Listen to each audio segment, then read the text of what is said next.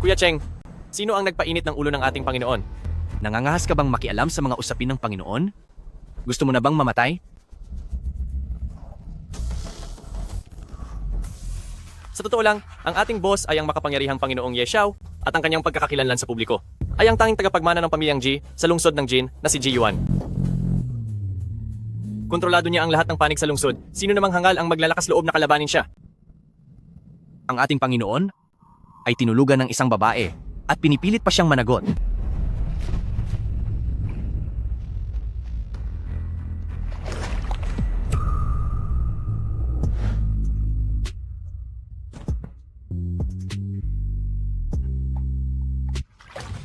Hindi ko akalaing ang lalaking ipinilit ng tatay ko ay isang guwapong lalaki pala.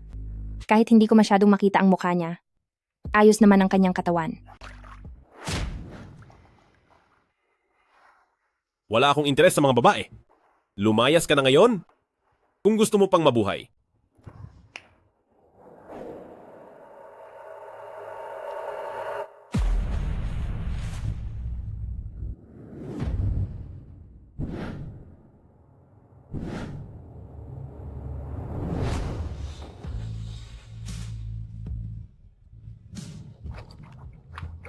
Nababaliw ka na ba?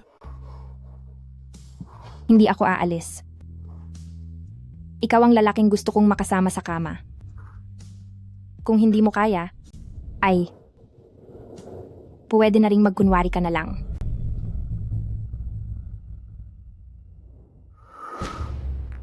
Tapat akong tao at wala akong bisyong magpanggap. Mas gusto ko na gawin ang lahat ng mag-isa.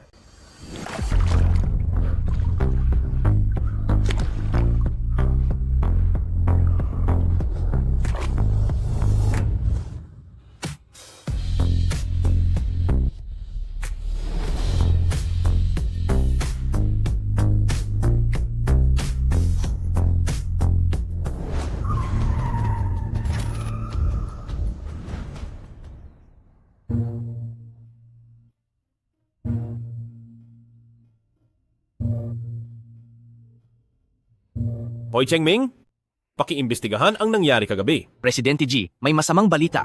Sinasabi ng mga miyembro ng pamilya Fu na tinulugan mo ang panganay nilang anak, pinapakasalan ka nila para managot, at kailangan mo ring magbigay ng pera sa pamilyang Fu. Kung hindi, ay ilalabas nila ang mga malalaswang litrato. Alam kong wala kayong interes sa mga babae noon pa man. Pumapayag ako. Sa susunod na linggo na ang kasal. Pagkatapos matulog ay tumakas at nangahas pang magpilit ng kasal, pati na ang paghingi ng sobrang laking halaga. Furaw, kapag nahanap na kita, sisiguraduhin kong malalagot ka sa akin. Ang pagiging ginang G ay hindi ganoon kadali. Panginoong Yeshao,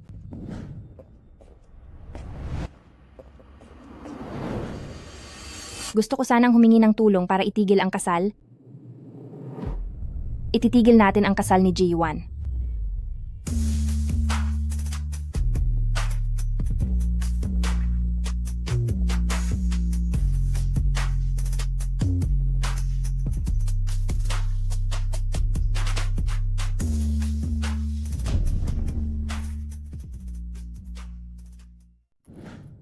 Mali ba ang narinig ko kanina, ang binibining ito? Pinapapunta ang boss natin para agawin ang sarili niyang kasal. Lolokohin ang sarili niya? Gamit ang asawang comatose, pinupuwersa ang sariling anak na pumatol sa kama ng estrangherong lalaki. Ngayon naman ay pinupuwersang ipakasal kay Fu Kun. Karapat-dapat ka pa bang maging ama? Raw-raw, para sa ikabubuti mo lang ang ginagawa ng papa mo. Ang pamilyang G ay ang masusunod sa lungsod ng Jin. Kung mabuti pala ito, bakit hindi mo papuntahin si Fushu? Manigas ka. Hindi kailanman nagpapakita ng totoong mukha si Ji Yuan. Sigurado akong matanda na siya at pangit. At isa pang sakiting malapit na sa hukay. Ang magpapakasal sa kanya ay parang nagpapatiwakal lang. Ano ka mo? Pa, pinupuwersa mo akong ipakasal sa kanya. Dahil lang sa gusto mong pagpalit ang buhay ko sa pera.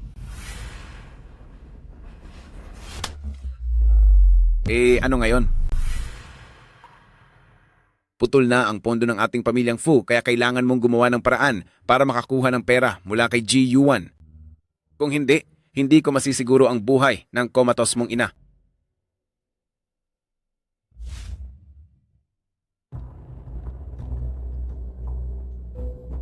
Isang linggo, mula ngayon, sa kasal namin ni Ji Yuan, pakiusap ay pumunta ang Panginoon para agawin ang eksena. Dukutin mo ako. Tabi. 3. 2.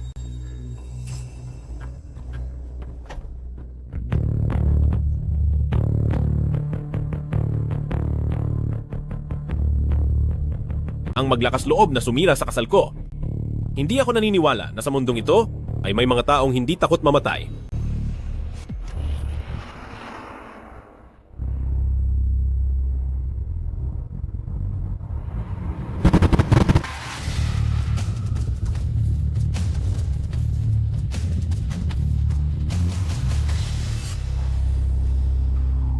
Tanging sa pag-asa lang sa Panginoong Yeshao. Hindi na maglalakas loob ang pamilyang Fu na pahirapan kami ng nanay ko. Kakaiba ang ugali niya at hindi niya gusto ang mga babaeng mahina. Kailangan ko siyang mapasaya.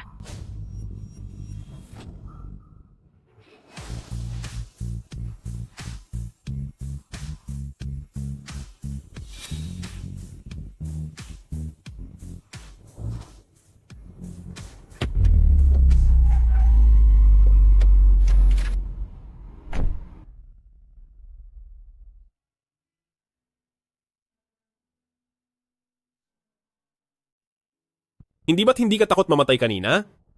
Ngayon ay natatakot ka na? Ang kamatayan para sa mga taong hirap na sa buhay ay ang pinakamadaling bagay. Fu raw, ikinagagalak kitang makilala.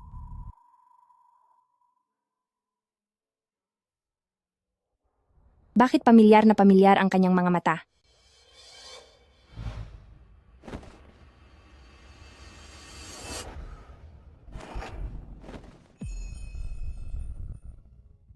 Ang babaeng tumakas matapos ang isang gabi. Bakit ka pa nagbabanggit ng katapatan sa akin?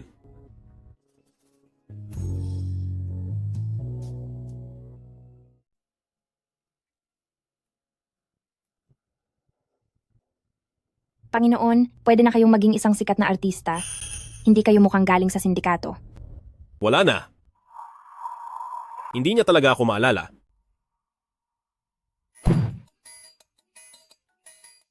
Maari akong magbayad kahit magkano ang gusto nyo.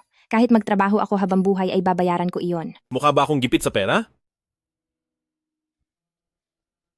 Marunong din ako sa karera, kahit na natatakot na akong magmaneho ngayon, pero tinuruan ako ng nanay ko na mag-modify ng sasakyan. Marami pa akong alam na gawin. Panginoon, basta handa kayong tulungan ako. Handa akong maging alipin nyo. Dahilan. Ano? Pinapagawa mo sa akin na mang-agaw ng kasal. Ibigay mo ang dahilan. Ang Panginoong Yeshao ay isang taong manhid at walang awa, kahit sabihin ko sa kanya na tinukso ko si Ji Yuan na makipagtalik at ibinenta ako ng pamilya ko sa sakiting ito para mamatay bilang asawa. Marahil ay hindi pa rin niya ako tutulungan. Alam ko na para sa isang perpektong tao na katulad ko, ay wala siyang mahahanap na mali. Dahil hindi niya kaya. Talaga? Oo, Panginoon, tingnan nyo. Tulad nitong si Ji Yuan na hindi man lang nagpapakita sa publiko at kailangan pang maghanap ng babaeng pakakasalan siya, mahina sa kama at mas malala pa ang ugali sa labas. Hindi tulad nyo na gwapo at mayaman, marangal kumilos, mabilis at determinadong Panginoong Yeshao. Paano siya maikukumpara sa inyo? Panginoon, kung hindi kayo papayag, hindi kaya dahil natatakot kayo sa kanya? Nagawa mong purihin ng labis-labis ang isang estranghero, pero ang sarili mong fiancé na nakasiping mo na ay hindi mo man lang pinapahalagahan. Ang mga matang ito, kung hindi gagamitin, ay dapat na lang ibigay sa mga nangangailangan. Kahit ano pa ang mangyari, mas pipiliin ko pang maging personal na katulong nyo kaysa maging asawa ni Ji Yuan.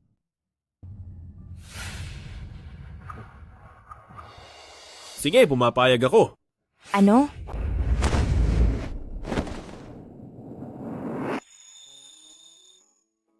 Maging personal kong katulong. Sa loob ng isang linggo, huwag kang susuway sa anumang utos ko.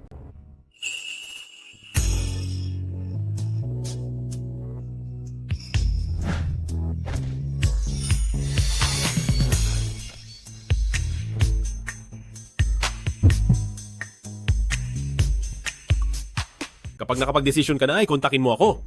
Walang problema, amo. Uuwi na ako ngayon para mag-impake at mag-report. Handa akong maglingkod sa iyo anumang oras para hindi kailangang magpakasal kay Ji Yuan. Gagawin ko ang lahat ng aking makakaya.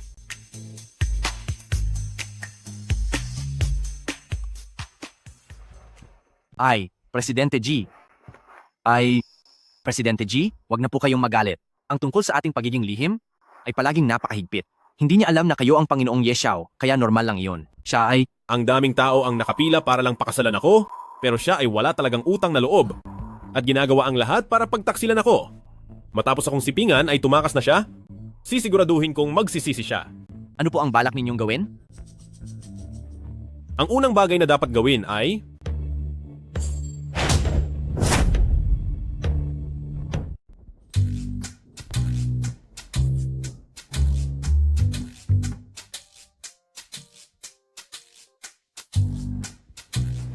Hindi naman ito mukhang paghihiganti.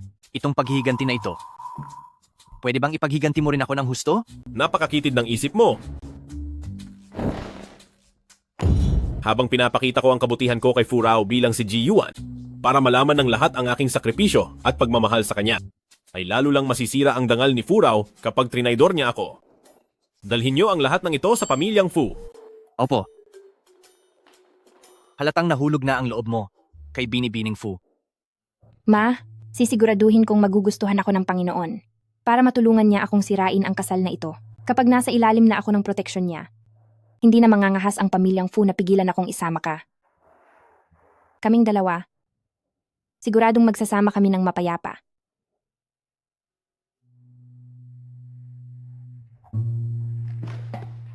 Fu Rao, saan ka sa tingin mo pupunta? Saan pa nga ba? May dala siyang maleta. Siguradong balak niyang tumakas sa kasal. Fu Rao, akala ko ba mahal na mahal mo ang nanay mo? Pero sa huli, sarili mo lang pala ang iniisip mo. Rao, ikakasal ka na. Kaya huwag ka nang gumawa pa ng gulo sa labas. Tabi, Ayoko nga. Pa, ang pag-asa lang natin para maibalik ang pondo ng pamilya ay ang kasal na ito. Kahit pakapahama ka ng kahinatnan ng pagpapakasal niya sa sakiting si Ji Yuan, kailangan pa rin niyang magpakasal. Huminto ka riyan. Kapag tumakas ka pa, talagang malalagot kayong dalawa ng nanay mo sa akin. Tara, Bitawan mo sumama ka ako. sa akin. Umuwi na tayo. Narito na ang pinuno ng pamilyang G.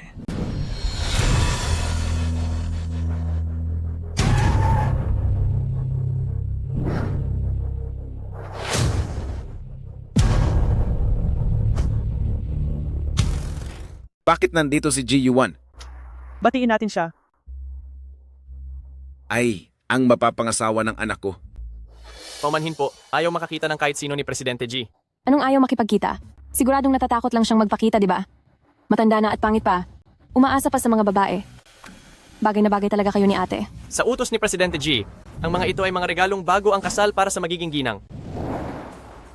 Isang set ng korona at kasuotang pangkasal na gawa sa 88 gin ng purong ginto at hindi pa kabilang dito ang mga marangyang yate, sasakyan, at mansyon bilang bahagi ng dote. Ginang, pakitanggap po nito. Ay, pasensya na at bata pa siya. Ako na muna ang tatanggap nito para sa kanya. Bakit nakatayo ka lang dyan? Bilisan mo at tulungan mo akong bilangin ang mga gamit ng ate mo. Halika, halika, sumunod kayong lahat sa akin. Dito tayo, dito banda. Nabilang na ba ang lahat? Kahit na ibigay pa sa iyo iyan, ano naman? Hindi mo rin naman iyan makukuha. Ang mga bagay na nakuha mo kapalit ng iyong buhay ay mapupunta lang sa akin.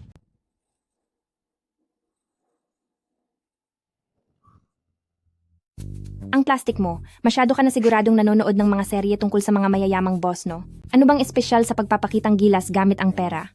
Mabibili mo ang tao, pero hindi ang puso nito. Binibining Fu? Parang ayaw mo atang magpakasal?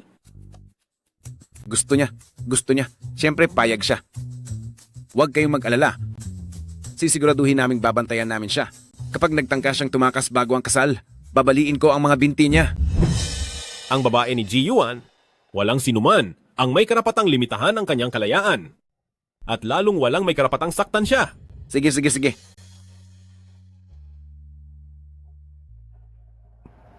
Senyor G, sa tingin ko sa naging reaksyon ni Binibining Fu kanina, hindi siya mukhang taong mukhang pera, pero ang pamilya niya. Kapag nagpunta siya kahit saan, babaliin ko talaga ang mga binti niya. Bumalik tayo. Balak mo pang tumakas? Sumunod ka sa akin pa uwi. Huwag mo kaming ipahiya. Bitawan mo ako. Bitawan mo ako. Sinasabi ko sa'yo, ako na ang nagbibigay ng yaman sa pamilyang ito ngayon. Kung gusto mong makakuha ng pera mula sa pamilyang G, kailangan mong tratuhin ako ng mabuti. Bitawan mo ako. Sinasabi ko sa iyo, ako na ang pinagkukunan niyo ng pera ngayon. Kung gusto mong kumuha ng pera sa pamilyang G, kailangan mong tratuhin ako ng mas mabuti. Mapanamantala. Ginamit mo pa ang buhay ng nanay ko para pilitin akong pakasalan si Ji Yuan at planuhing makatulog ako kasama niya. Pumayag na ako sa lahat ng iyan. Kapag ginalit mo pa ako ulit, wala sa ating mabubuhay. Gaya ng inaasahan sa bahay ng Panginoong Yeshao, masyadong malaki ang bahay na ito. Pero bakit parang wala namang mga katulong dito? Sinong nagsabing walang katulong dito? Hindi ba't ikaw iyon? Ako? Linisin mo ang buong villa bago ako gumising bukas ng umaga. Ako lang mag-isa? Sino pa ba, Furao? Hindi kasing komportable ang pagiging personal na katulong ko kaysa sa pagiging ginang G. Pinapayuhan kita na...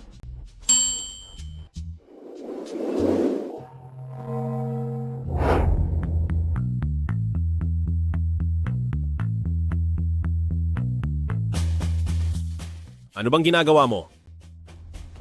Naglilinis ng bahay. Huwag kayong mag-alala, nag-part-time na ako noon sa isang cleaning company para pandagdag sa panggamot ng nanay ko. Sinisiguro kong masisiyahan kayo. Magtiwala lang kayo sa akin. Mas pipiliin ko pang magsilbi ng tapat sa inyo, Panginoon, kaysa ang magkaroon ng kahit anong nararamdaman para kay Ji Yuan. Hemp? Sige, galingan mo ang pagtatrabaho. Huwag kang matulog hanggat hindi ka natatapos. Kapag may nakita akong kahit kaunting alikabok bukas ng umaga, lumayas ka agad pabalik sa inyo. Bakit napakabilis magbago ng ugali ng taong ito?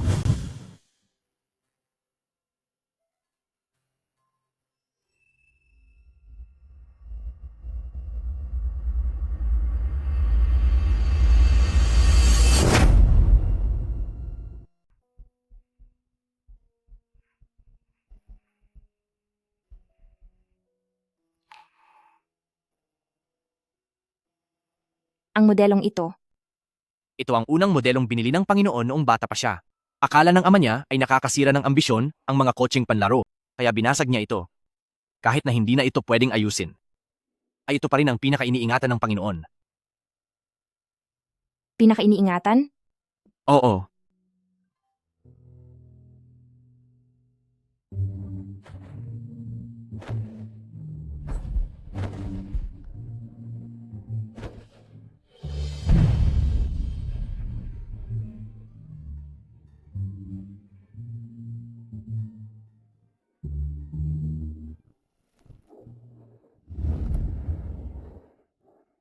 Lintik!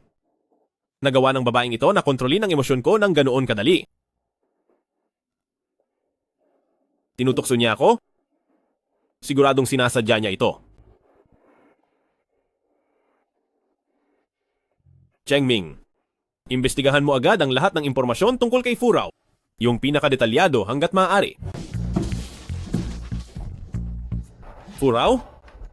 Dahil hindi ka marunong umatras sa kabila ng hirap, ay gagawin kong mahalin mo ako bilang si Panginoong Yeshao. Darating ang oras na malalaman mo na ang hindi pagpapakasal sa akin ay ang pinakamalaking pagkakamali mo. Ano? Ikaw si Ji Yuan? Eksakto! Napakabulag mong tao, hindi mo inakalang ang taong pinagtataksilan mo ay ako mismo, no? Isa kang babaeng taksil at malandi. Hindi. Ji Yuan.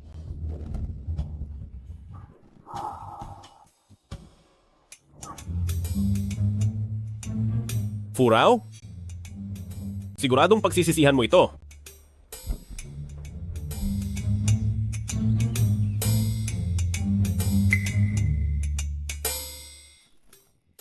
Umalis nga talaga si Furao. Sa ganong kalit na hiling lang ay sumuko na siya. Talagang mukhang pera lang siya at mahilig sa luho. Maghintay ka lang. Mararanasan mo ang hirap sa susunod. Panginoon,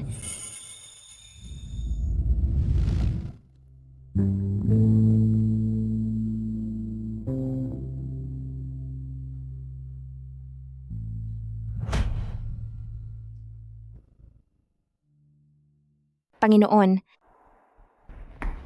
halika. Ito ang pasasalamat ko sa iyo. May mga orihinal na piyesa na kailangang i-order, kaya ginamit ko muna ang mga reserba bilang kapalit. Ito? Ikaw mismo ang nag-ayos nito? Oo. Inayos ko ito sa buong magdamag. Tingnan mo, mukhang bago na, di ba? Ang mama ko ay dating karerista. Noong bata pa ako, paborito ko ang magbuo ng mga modelo kasama siya. Kaya lang ay naaksidente siya sa kotse at naging paralisado. Naghanda ako ng almusal para sa iyo, tara.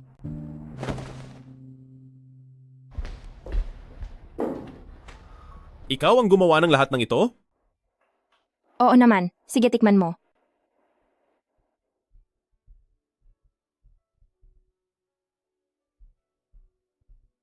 Ano sa tingin mo? Walang makakatalo sa luto ko. Sige na, maupo ka na at kumain.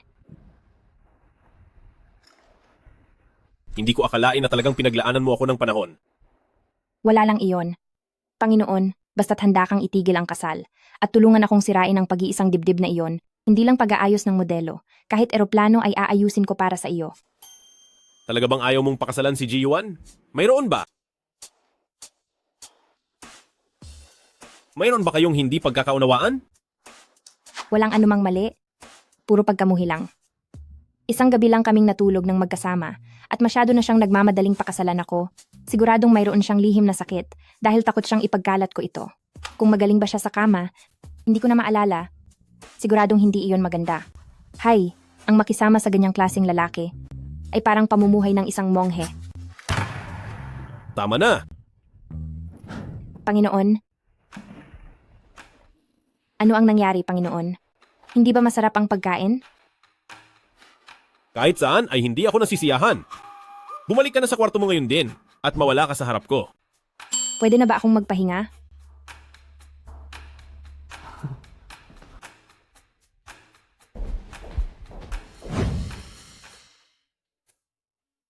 Binibining Fu, ang Panginoon ay nagutos na maaari na kayong magpahinga ng maayos at panoorin na lang kaming magtrabaho. Pagkatapos kumain ay matutulog. Pagkatapos matulog ay kakain naman ulit. Pagdating ng kasal, magiging mataba at pangit ka na. Tapos iiwanan pa. Tiyak na maiiyak ka talaga. Panginoon, ito ang resulta ng investigasyon tungkol kay Binibining Fu. Ito ang resulta ng investigasyon kay Binibining Fu. Batay sa investigasyon, ang taong nagbayad sa mga guwardiya noong gabing iyon ay ang ama ni Binibining Fu na si Fukun. Naputol ang daloy ng pondo ng mga miyembro ng pamilya Fu, kaya ginamit niya ang ina ni Binibining Fu para bantaan siyang akitin kayo. Pinilit ako ng tatay ko na makipagtalik sa iba. Hindi ako aalis. Ano ba talaga ang nangyari sa nanay niya? Ang ina ni Binibining Fu ay dati ring isang henyong karerista. Higit na may talento si Binibining Fu, kaso lang nawalan ng preno noong nag-eensayo sila 5 taon na ang nakakalipas. Para protektahan siya, ay naging paralisado ang kanyang ina. Ang nanay ko ay isang karerista noon. Noong bata pa ako ay paborito kong makipagbuo ng mga modelo kasama siya. Kaso lang na-aksidente siya at naging paralisado na siya. Ang mga disenyo ng kotseng pangkarera na pinagbuhusan ng buhay ng kanyang ina ay inangkin na lahat ng mga miyembro ng pamilya Fu. Ang pangyayaring ito ay nagkaroon ng malaking epekto sa kanyang isipan. Kaya naman pagkatapos niyon, ay hindi na siya nangahas na humawak ng kotseng pangkarera. Kaya pala noong oras na iyon, ay hindi siya natatakot na mabangga ko siya. Kundi dahil sa aksidenteng ito.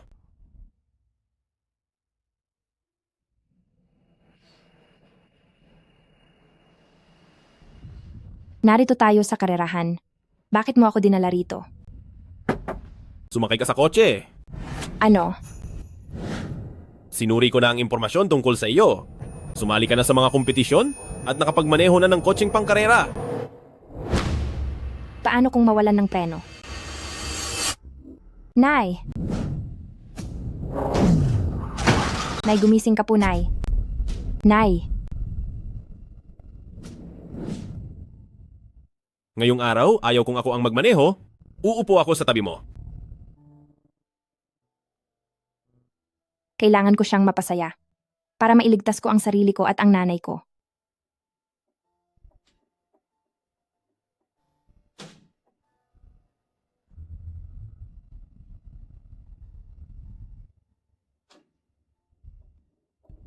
Furaw, bakit siya narito? Sino ang lalaking nasa tabi niya?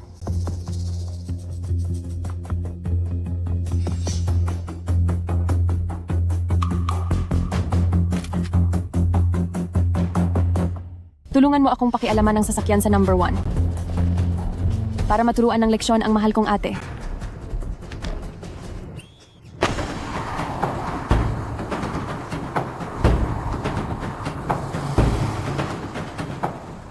Kumalma ka, pumwesto ka sa loob sa susunod na ikot.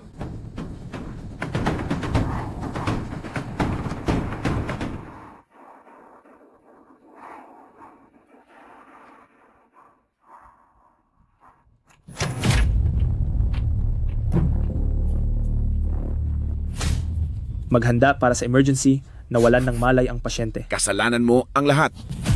Ikaw ang pumatay sa nanay mo. Furaw, Hindi ko ito kasalanan.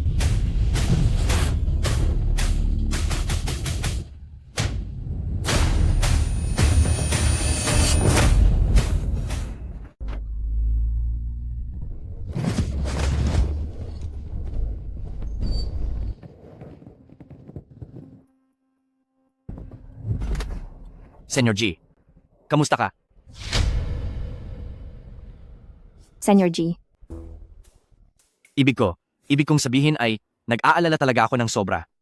Binibining Fu, Panginoon, maayos ka lang ba?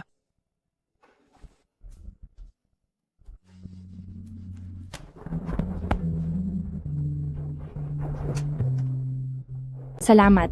Ako.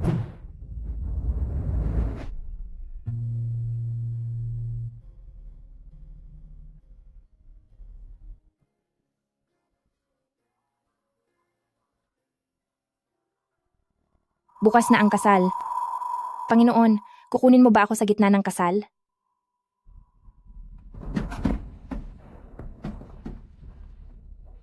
kaya sa tingin mo ba ay ganoon, kasama si Ji Yuan?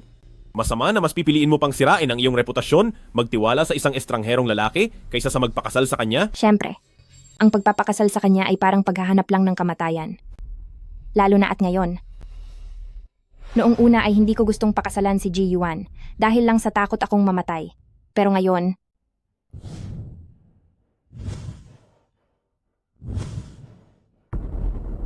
Gusto pa rin niya talagang makatakas sa akin. Huwag ka nang bumalik sa villa ngayong gabi. hoy, pupunta ka ba bukas para pigilan ang kasal?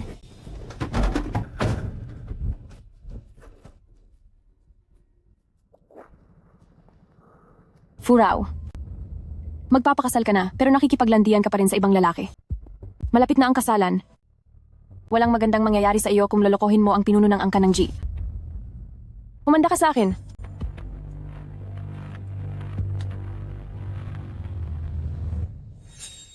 Sa wakas ay makikita na natin ang tanyag na pinuno ng angkan ng G. Ito, ang unang pagkakataon na magpapakita siya sa publiko. Balita ko ay iilan lang ang nakakita sa kanyang tunay na mukha maliban sa kanyang mga pinagkakatiwalaan. Hay, talagang mahilig gumawa ng gulo ang batang iyan. Sa araw na ito ng saya, gusto pa niyang isama ang taong parang patay na para sumaksi. Tinatakot pa niya ako. Sabi niya ay hindi siya magpapakasal kung wala ang nanay niya. Huwag ka na magalit. Kapag natuloy ang kasal na ito ngayon, paniguradong mamamatay din si Furaw sa lalong madaling panahon. Kapag namatay siya, ang lahat ng pag-aari niya at ng nanay niya ay mapupunta na sa atin, di ba? Sige na, bantayan mong maigi ang tao. Huwag mong hayaang makatakas siya. Alam ko, Sabi ng ikakasal, maaari munang magpahinga ang matandang ginang sa likod. Kayo namang tatlo ay maaari nang dumiretso sa venue para maghintay.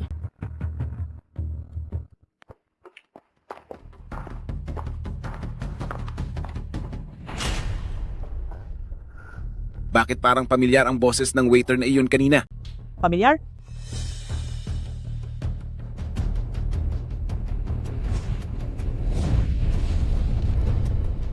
Sino ka ba? Naku, Furaw, hay naku.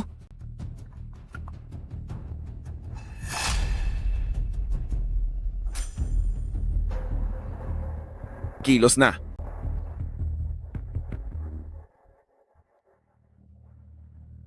Nay, pasensya na at nahihirapan kayo.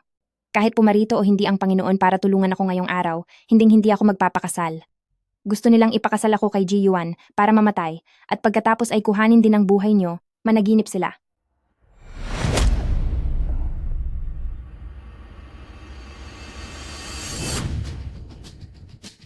Furaw, kung gusto mong tumakas sa kasal, hindi ka man lang nag-isip ng mabuti. Balak mo pang tumakas kasama ang pabigat mong ina. Mukhang wala ka ng pagkakataon.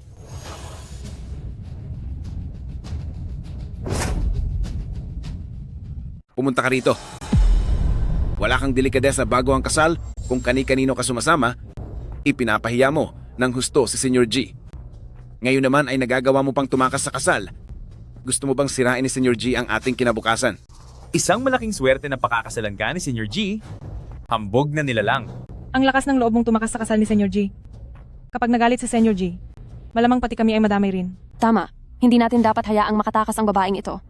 Sa tingin ko, dapat lang nabaliin ang mga binti niya para hindi na siya magloko pagkatapos ng kasal at hindi na mag-isip pang humanap ng ibang lalaki sa labas. Tama. Baliin ang mga binti niya. Baliin ang binti niya.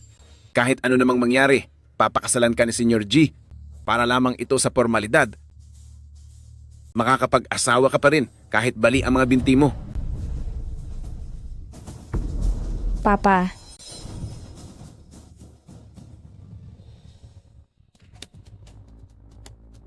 Ngayon ay lulumpuin ko ang mga binti mo para kay Sr. G. Para tuluyan nang mawala ang balak mong tumakas sa kasal. Ikaw naman ang gagamit ng wheelchair ng nanay mo.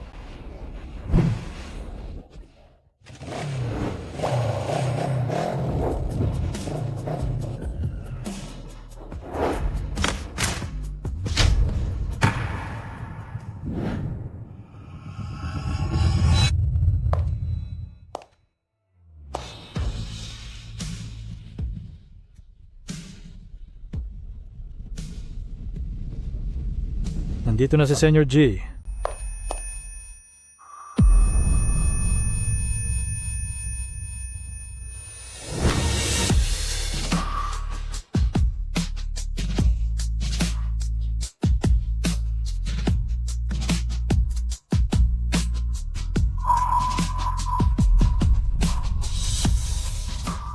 siya ay si Ji Yuan. Nandito na ang mga tauhan ni Sr. G para kay Furaw. Sa pagkakataong ito, wala nang makakaligtas sa iyo. Magandang araw po, Sr. G. Malugod na pagbati sa inyong kasal, Sr. G. Ji Yuan? Nagpapanggap ba ang Panginoon bilang si Ji Yuan para iligtas ako? Presidente G. Presidente G, ang babaeng tulad niya ay hindi karapat-dapat na maging asawa niyo o maging ginang ng pamilyang G. Hindi siya karapat-dapat? At ikaw, karapat-dapat ka? Ako, kaya ko rin naman. Hindi ko akalain na kailan pa. Naghirap ng ganito ang pamilyang Fu. Ano? Masyado na ba kayong mahirap at hindi makabili ng salamin? Para makita ng kapatid mo na wala siyang sapat na delikadeza. Presidente G, huwag po kayong magpapalinlang sa kanya. Mayroon ako rito, ng ebidensya ng pakikipaglandian niya sa ibang lalaki. Ano itong pakikipagharutan niya sa harap ng maraming tao? Ibig sabihin lang yan ay matamis ang aming pagsasama at ginagamit ko lang ng maaga ang karapatan ko bilang asawa.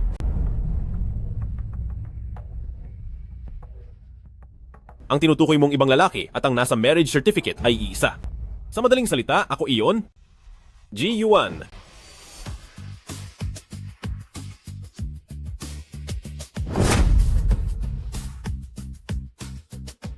Ikaw. Talagang ang ikaw si Ji Yuan.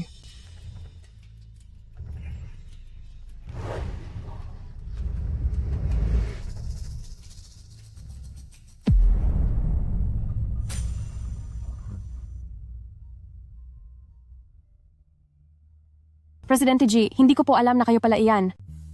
Bayaw, akala ko ay ang ate ko. Patawad po sa inyo. Magkapamilya naman tayo, Bayaw.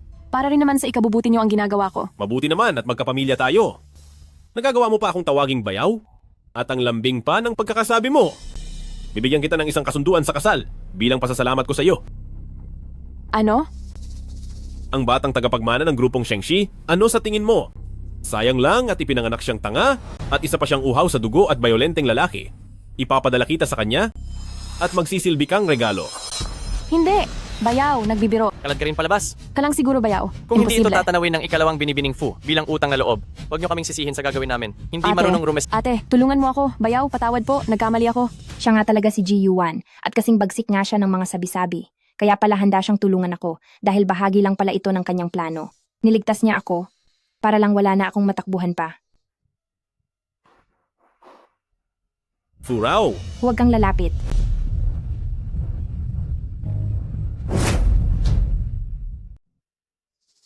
Dahil ikaw si Ji Yuan, dapat alam mong hinding-hindi ako magpapakasal sa iyo. Ano bang pagkakaiba ng pakasalan ka sa kamatayan? Kung pipilitin mo pa ako, tatapusin ko na ang buhay ko ngayon din.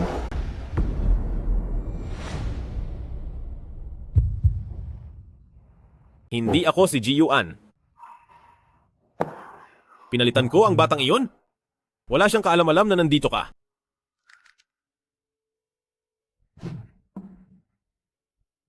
Hindi pa kailanman nagpakita ng totoong mukha ang batang iyon sa kahit kanino. Napakadali lang para sa akin na gamitin ang pagkakakilanlan niya para linlangin ang kapatid mo. Totoo ba ang lahat ng sinasabi mo? Paano naman ang katibayan ng kasal na ito? Peke lang iyan? Peke? Tinangay nila ang nanay ko. Kailangan ko siyang iligtas.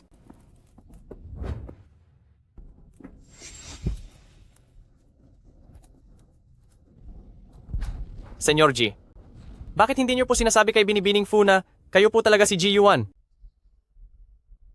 Natatakot ako na kung sasabihin ko sa kanya ngayon, mas lalo lang siyang gugustuhing umalis.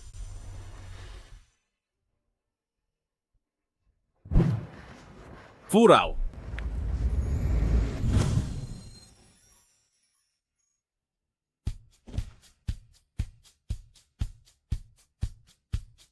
Magpapadala ako ng mga tao para sunduin ang nanay mo. Ngunit kumalat na ang balita tungkol sa pag-agaw sa kasal.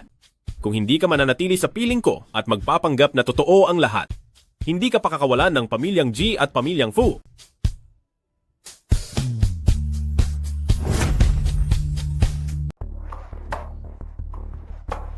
O Diyos ko. Anak ko, sinong walang hiya ang gumawa nito sa iyo? Tingnan mo ang sarili mo. Lahat ng ito ay dahil sa malanding Furao na iyon. Sigurado akong niloko niya si Ji Yuan para saktan ako ng ganito. Papa, Mama, tulungan niyo po ako. Tama na. Iyak ka ng iyak pagka-uwi mo pa lang. Hindi ka pa ba sapat na napahiya? Ang pamilyang Wang ay isa ring mayamang pamilya. Pinapakasal ka doon, kaya ayusin mo at huwag nang gumawa ng gulo. Uy, Fukun, ano bang sinasabi mo? Anak natin si Shuer. Ano pa bang dapat kong sabihin? Ididemand ba natin ang pamilyang Wang o ang pamilyang Ji? Wala tayong laban sa mga taong iyon. At ikaw, pinalaki ka namin para lang makahanap ka ng magandang mapapangasawa. Tingnan mo ang ginawa mo. Naku naman, sayang na sayang talaga. Fukun, sa sinabi mong iyan, napakasama mong tao. Umalis ka rito. Matanda ka talagang walang kwenta.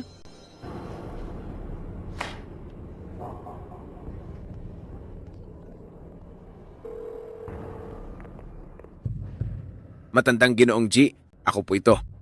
Tungkol po dun sa nangyari sa kasal ngayong araw, humihingi po ako ng paumanhin. Ano po? Sinasabi niyo po bang matagal nang sinabihan kayo ni Senyor Ji na kansilado muna ang kasal? Hindi po ba siya pumunta talaga ngayong araw? Opo, sige po.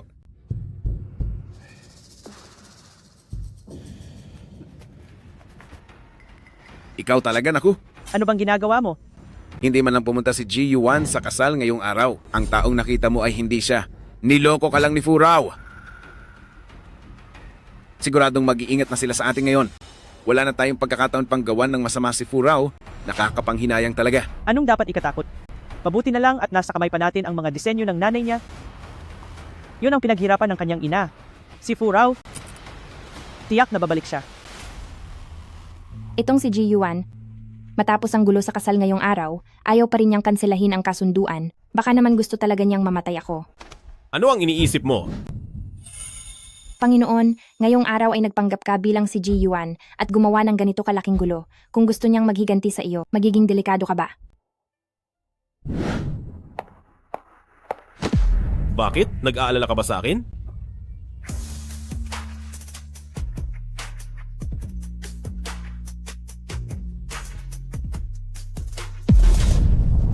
Hindi ba at naging ganito ang gulo sa kasal ngayong araw? Pero hindi pa rin niya kinakansela ang kasal. Ang G1 na ito ay isa talagang duwag na pagong. Mukhang kailangan ko pang humanap ng mas matinding pampasigla. Hindi ako naniniwala na may tao sa mundong ito na hindi takot na pagtaksilan. Panginoon, pasensya na. Gusto ko na.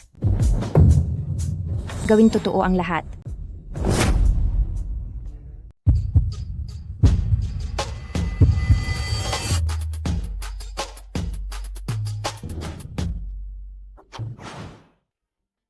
Tapos na, naipadala ko na ang litrato kay G1. Sigurado akong hindi niya ito matitiis.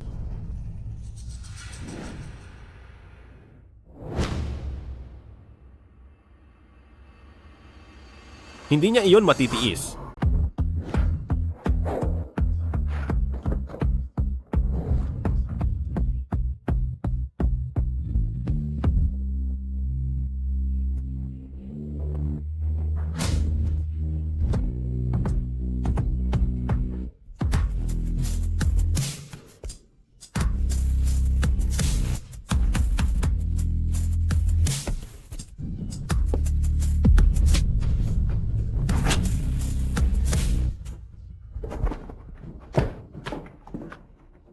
Paumanhin po, Panginoon. Nawalan po ako ng kontrol kanina. Purong profesional na ugnayan lamang ang mayroon tayo. Mag-iingat na ako sa pagpapanatili ng distansya sa susunod. Pasensya na po.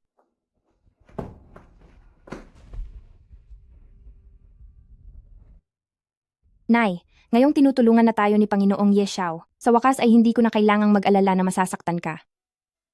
Ang isang taong katulad niya, hindi ko akalaing mayroon din palang malambot na kalooban.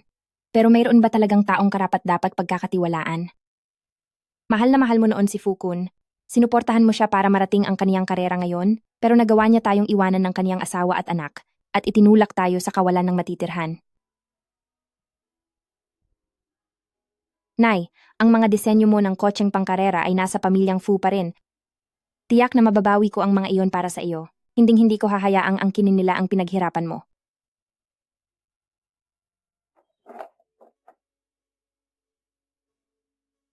Ang mga disenyo ng karera ay ang pinaghirapan ni nanay. Ngayong ligtas na siya, kailangan kong gumawa ng paraan para mabawi ang mga disenyo ni nanay. Furao. Tingnan niyo ang bruhitang ito, talagang hindi siya tapat. Nasa kamay natin ang mga disenyo, sigurado akong hindi siya maglalakas loob na hindi bumalik. Winakasan mo ang buhay ko ng husto at gusto mo pang kunin ang mga disenyo. Hinding-hindi mangyayari iyon. Huwag mong isiping porke nakakapit ka sa makapangyarihan ay hindi ka na namin pwedeng galawin. Dahil sa iyo, naputol ang suportang pinansyal mula sa pamilyang G at siguradong pananagutan mo ito sa akin. Furao, bilisan mo at buksan mo ang vault na ito. Ibigay mo sa amin ang lahat ng drawing ng bagong racing car na dinisenyo ng nanay mo. Hindi maaari. Ako ang asawa ni Ji Yuan ngayon. Ang pagpapahirap sa akin ay pagkalaban sa pamilyang G. Tumahimik ka. Nagagawa mo pa kaming lokohin? Hindi si Ji Yuan ang nanggulo sa kasal ng araw na iyon. Buksan mo na ito ngayon din, kundi ay kukunin namin ang buhay mo ngayon bilang paliwanag sa pamilyang G. Sugod, Bitawan niyo ako. Kailangan mong ibigay ang password ng vault. Ngayon din. Bitawan niyo ako. ibigay mo na. Tara.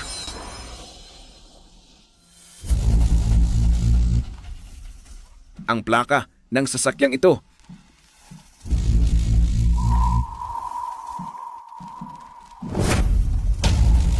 Palibutan ninyo ang pamilyang Fu. Huwag niyo silang hahayaang guluhin pa si Furao. Opo, Bakit pumunta rito si Ji Yuan ng ganitong oras? Hindi maaari. Hindi niya ako pwedeng mahuli. Hoy, huminto kayo. Anong ginagawa nyo?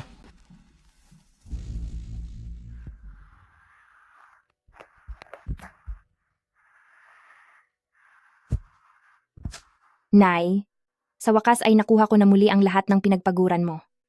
Mula ngayon ay hindi na tayo matatakot na apihin nila. Sisiguraduhin kong may kakayahan na akong protektahan ka ng mabuti.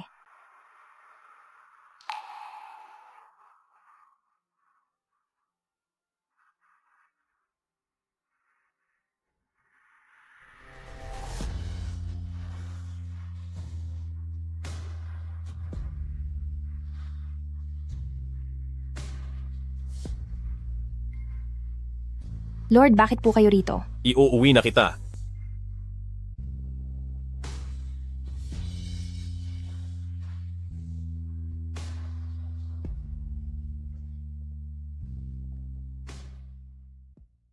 Maligayang pagbabalik po. Sila ay isang profesional na grupo ng mga tagapag-alaga na mag-aalaga sa iyong ina sa loob ng 24 oras para sa kanyang mabilis na paggaling.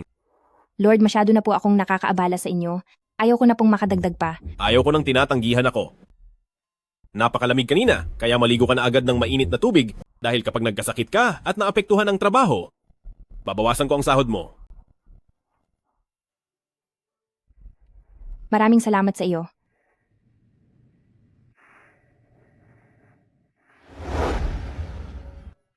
Simula nang makomatose si nanay, ngayon lang muli may nagpakita ng ganitong pag-aalala sa akin.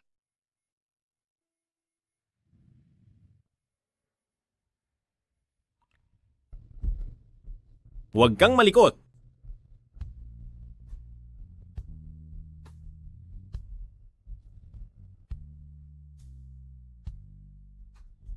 Huwag mo nang uulitin ang ginawa mo ngayong gabi.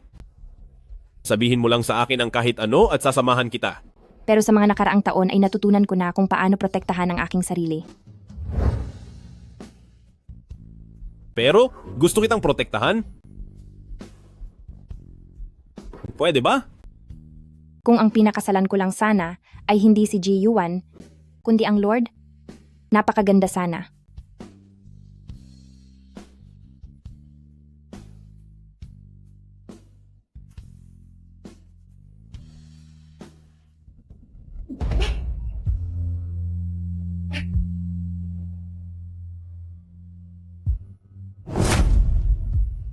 Pasensya na po, Panginoon.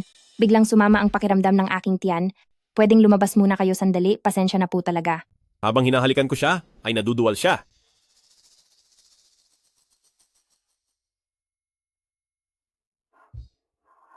Bakit hindi kanina o mamaya pa?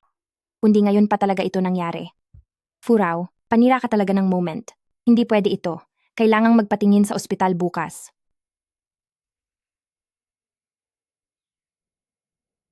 Doktor, may gastroenteritis po ako nitong mga nakaraang araw. Palaging hindi maganda ang pakiramdam ko. Pwedeng bigyan niyo po ako ng gamot. Binibining Fu, nandito ka na pala. Nag-message ako sa iyo. Bakit hindi ka sumasagot? Noong huling punta mo para bumili ng pills, noong nakaalis ka na ay saka ko lang nalaman na ang nakuha mo pala ay ang mga expired na gamot na dapat ay itatapon na. Nainom mo ba ang gamot na yon? Hindi kita makontakt. Sobrang nag-alala talaga ako. Hay, buti na lang talaga. Walang masamang epekto ang gamot na yon. Doktor, huwag muna ang gamot. Kunan niyo ako ng dugo para sa pregnancy test. 4 na linggo, malusog ang bata. Buntis ako. Kay Ji Yuan ito. Diyos ko. Ang hirap bago ako nakatakas mula kay Ji Yuan, tapos ngayon ay dala ko ang anak ng dati kong fiancé. Furao, may sakit ka ba? Ibigay mo sa akin ang report. Akin na. Pasyente bilang 3, G1. Batang makulit ito. Umuwi ka muna, bilisan mo at doon na tayo mag-usap. Bakit ka naman nandito? Hoy, sino ba yung babaeng yun kanina? Mukhang napakalapit nyo sa isa't isa. Siya ba ang girlfriend mo? Bakit ba lahat ng makita mo ay iniisip mong girlfriend ko? Lolo, huwag kang magmadali dahil hindi ito nakukuha sa pilitan. Sabi ng doktor ay kailangan mong magpahinga at magpakalma para sa kalusugan mo. Kapag nalaman ni Lolo na siya si Furao, siguradong pipilitin niya kaming magpakasal. Hindi pa rin maayos ang mga hinanakit niya sa akin. Kaya lalo lang itong magiging malala kung pipilitin. Ang sakit ko na ito ay dahil sa galit ko dahil hindi ka pa nagpapakasal. Nangako ka noong nakaraang buwan na magpapakasal ka na. Pero hindi ba nauwi rin ito sa wala? Lolo, wag po kayong magalit. May dahilan po si Presidente G. Anong dahilan? Hindi ba't magkasama naman kayong dalawa araw-araw? Huwag mong sabihin kayong dalawa ay.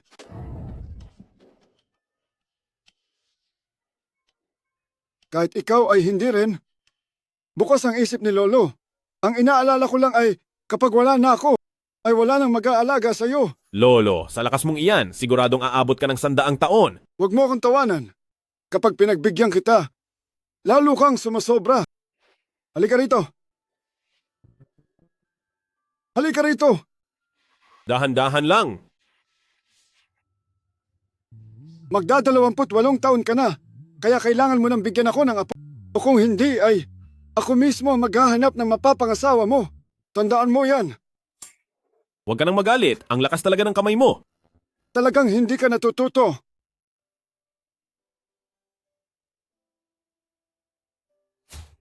Binibining Fu, maliit pa ang bata sa sinapupunan mo. Kaya pag-isipan mo munang mabuti bago ka magdesisyon. Pero dahil nandito na ito ay isang biyaya.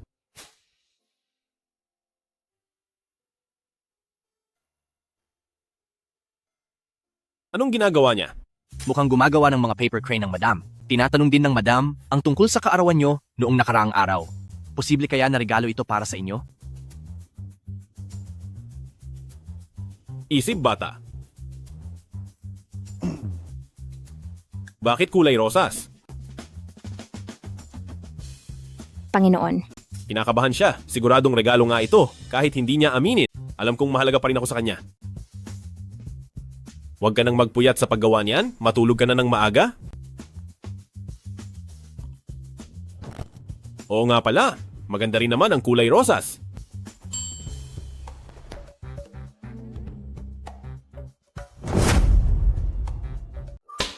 Magandang umaga, makabaka.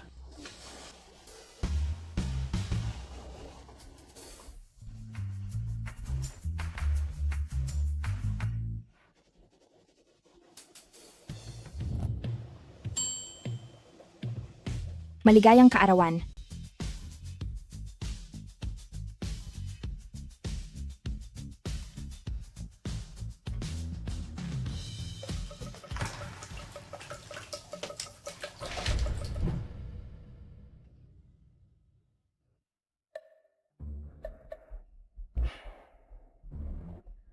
Jiang Ming, magpadala ka agad ngayon din ng ilang set ng kulay rosas na Amerikana sa bahay.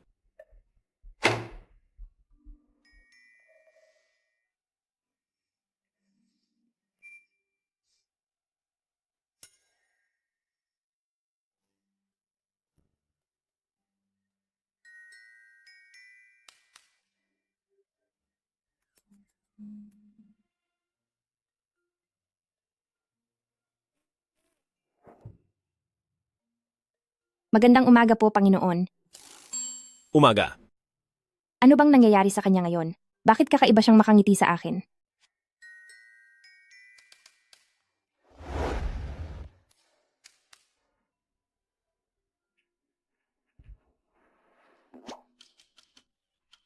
Hindi ito ang gusto ko. Nasaan ang regalo ko para sa kaarawan ko? Regalo? Sobrang naging abala talaga ako nitong mga nakaraang araw. Kaya nakalimutan ko. Nakalimutan mo? Paano naman iyong paper cranes? Paper cranes? Itinupi ko lang iyon para maglibang. Itinupi mo lang para maglibang? Kaya pala tinanong niya ako kung bakit kulay rosas iyon. Mukhang inakala niyang regalo sa kaarawan niya ang mga paper crane na ginawa ko. Ihahanda ko na po ang bago para sa inyo ngayon din. Wag na lang. Sa susunod, bawal nang basta-basta magtupi ng ganyang bagay sa bahay ko. Napakaisip bata at nakakairitang tingnan.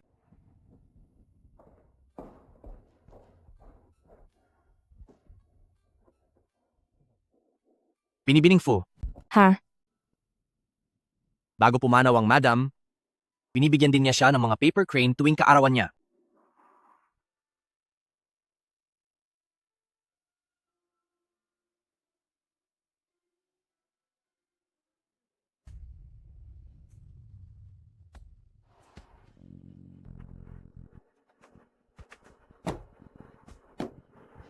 Panginoon, parang hindi maganda ang timpla niyo ngayon. Nag-away ba kayo ni Madam? Imposible. Sino ba siya para pansinin ko? Paano naman ako magagalit ng dahil sa kanya? Ako na si Ji Yuan ay isang taong pinagpala. Kaso itong si Fu Rao ay walang pakialam. Ang tagal ko nang nagpapanggap, pero hindi ko pa rin nakukuha ang atensyon niya. Hindi ko na kailangan ng babaeng iyan. Panginoon, anong oras po kayo uuwi?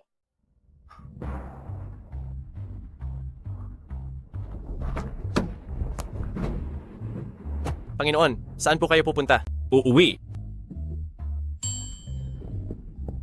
Ang pakiramdam na may naghihintay sa iyo sa bahay ay hindi nyo maiintindihan, kayong mga walang jowa.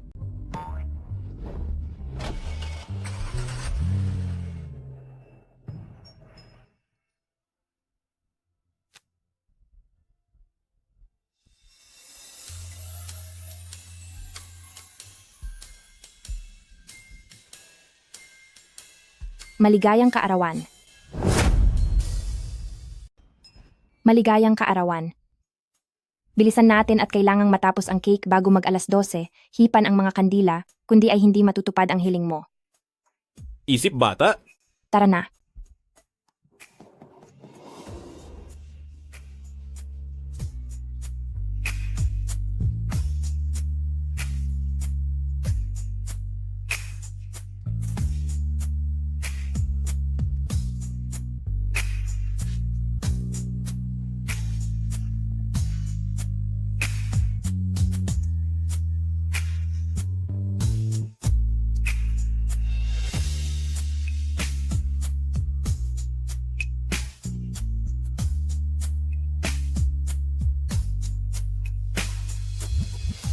Bilis at humiling ka na.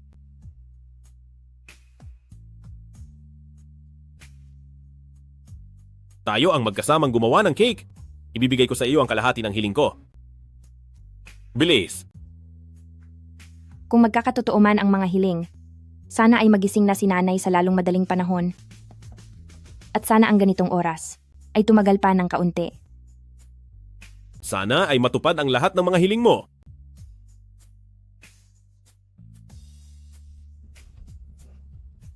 Hipan mo na.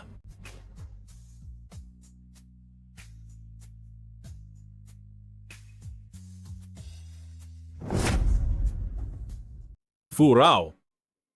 Nahihirapan ako. Dala-dala ko pa rin ang anak ni Ji Yuan. Kung hindi ko ito lilinawin bago makasama ang Panginoon.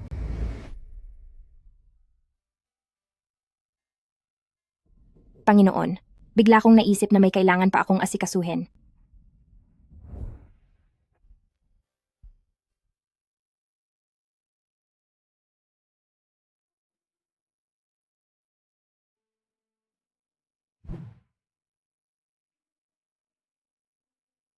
Hindi maaari. Kailangan kong kausapin ng malinaw si Ji Yuan.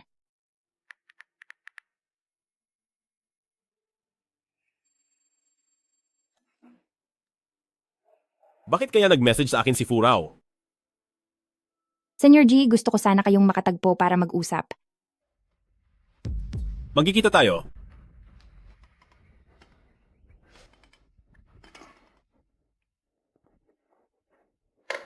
Chengming, nakahanda na ba ang paboritong black tea ni Furaw?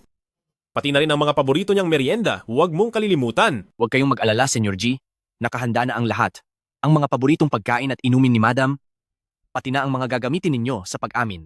Ng mga alahas ay narito na lahat. Mabuti naman kung ganoon. Huwag na po kayong kabahan. Sino ba ang kinakabahan?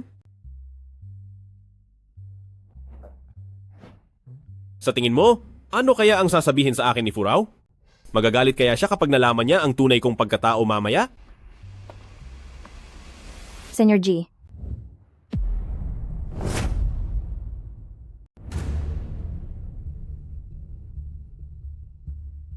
Nandito na ako. ang dami mong arte makipagkita lang. Hayaan mo na, nandito rin naman ako para linawin ang lahat. Mas mabuti na ring hindi kita mukha mo para hindi nakakailang. Naparito ako ngayon. Para may sabihin sa iyo. Buntis ako. Hello, Lolo. Ji Yuan, saan ka na namang pasaway ka nagpunta? Bumalik ka na agad dito. Parating na ang mapapangasawa mo. Mapapangasawa?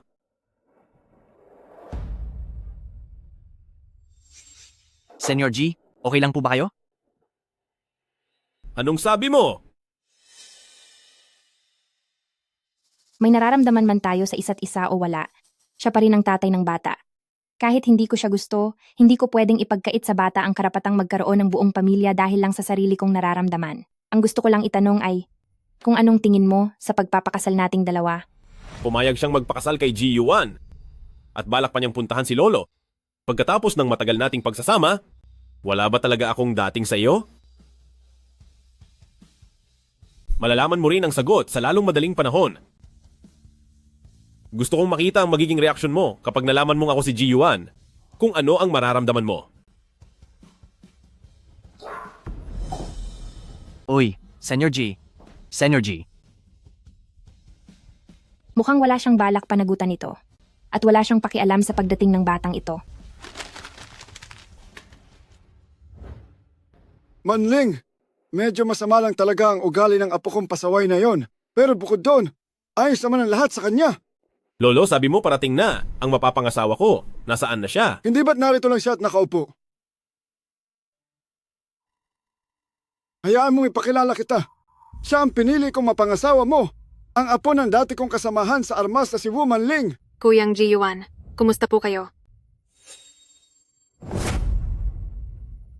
Anong pinagsasabi mong mapapangasawa, Lolo? Sabi ko na sa inyo, ako ang magdedesisyon pagdating sa sarili kong kasal. Huwag ka ng maraming daldal. Sinasabi ko sa iyo, bago ka mag-28 taon, ay dapat bigyan mo na ako ng apo. Kung hindi, ay susunod ka sa gusto ko. Si Manling ay lumaki sa paningin ko. Siguradong mas mabuti siya kaysa sa kung sino-sinong mahahanap mo sa labas. Hindi maaari. Pasensya na, binibining Wu. Paumanhin dahil nagdesisyon ang lolo ko ng mag-isa at naging sanhi ito ng hindi pagkakaunawaan. Wala akong balak magpakasal sa iba. Kaya wag na nating sayangin ang oras ng isa't isa. Ikaw, bumalik ka rito. Ang puso ko, ang asawa ko, ang anak ko, ang apo kong manugang. Pinapagalit niya ako ng sobra. Lolo, higit 100 beses mo na itong ginagawa. Basta mapakasal ka lang. Kahit 1,000 beses ko pa itong gawin, ay ayos lang. Ji Yuan, ano ba talaga ang tipo mong babae? Matapang at masigla. Matatag. Matigas ang ulo. Maganda at disente. Positibo. Tila walang kinatatakutan. Pero sa tuwing siya ay nangihina, ay nakakaantig din ng puso.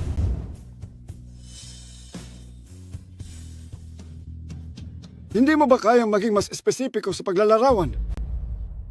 Sapat na ang pagiging espesipiko nito. May mahalaga pa akong gagawin, mauna na ako. Fu Rao, sa simula, nais ko lang baguhin ang tingin mo sa akin para pagsisihan mo ang pagtanggi sa ating kasal? Pero ang totoo ay matagal na kitang gusto. Senyor G, nahanap ko ang ulat ng pagbubuntis ng madam sa basurahan ng tea house.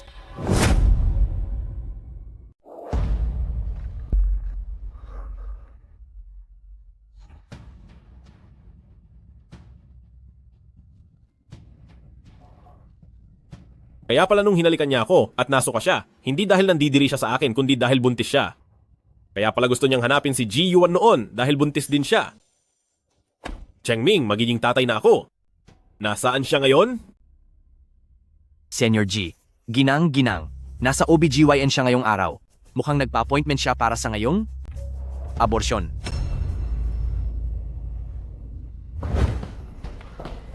Dalawamput-anim, Furao, umanda ka ng pumasok.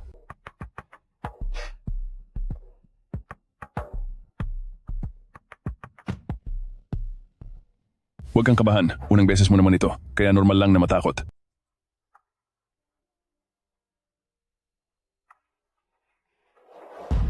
Fu Rao.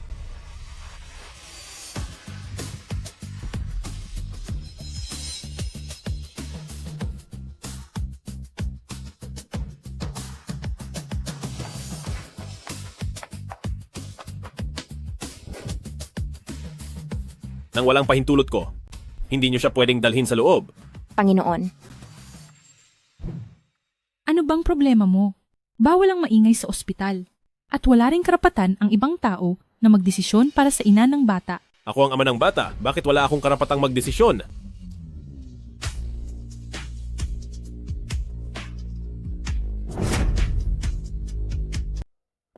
Pupunta ka rito para magpalaglag, bakit hindi ka muna nakipag-usap sa akin? Kahit galit ka sa akin, walang kasalanan ng bata. Kaya mo ba talagang mawala siya? Magpalaglag? Ginoo, baka nagkakamali po kayo. Binibining Fu, ang appointment nyo ay para sa kumpletong pagsusuri ng matris, hindi para magpalaglag. Panginoon, salamat sa pag-aalala mo sa akin. Hindi mo anak ang batang ito. Wala ring nangyari sa atin kailanman. Akin ang batang iyan. Furaw? Ako. Ay si Ji Yuan.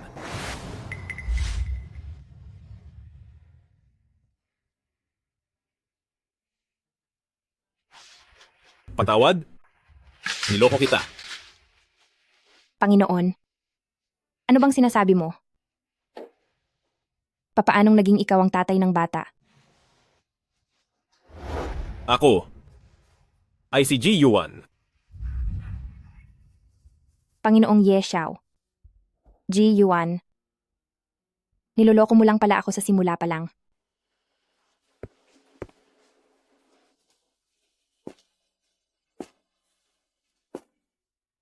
Kung hindi kita niloko, ay wala man lang akong pagkakataon na mapalapit sa iyo.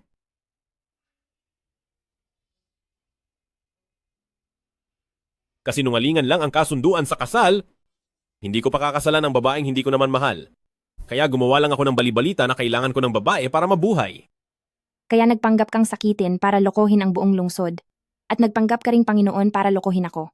Pinaglaruan mo kaming lahat ng husto. Atawad. Pwedeng kanselahin ang kasal. Ikaw ang magdedesisyon para sa bata. Pero nakikiusap ako. Bigyan mo ako ng pagkakataong magsimulang muli. Magaling ang mga paraan ni Presidente G. Nanloko sa kasal at sa bata, at ngayon naman ay pati damdamin ay lolokohin pa.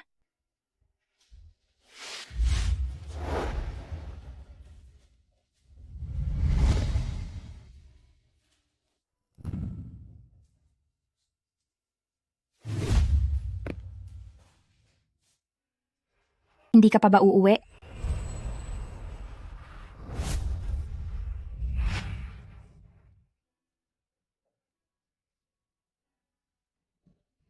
Uuwi.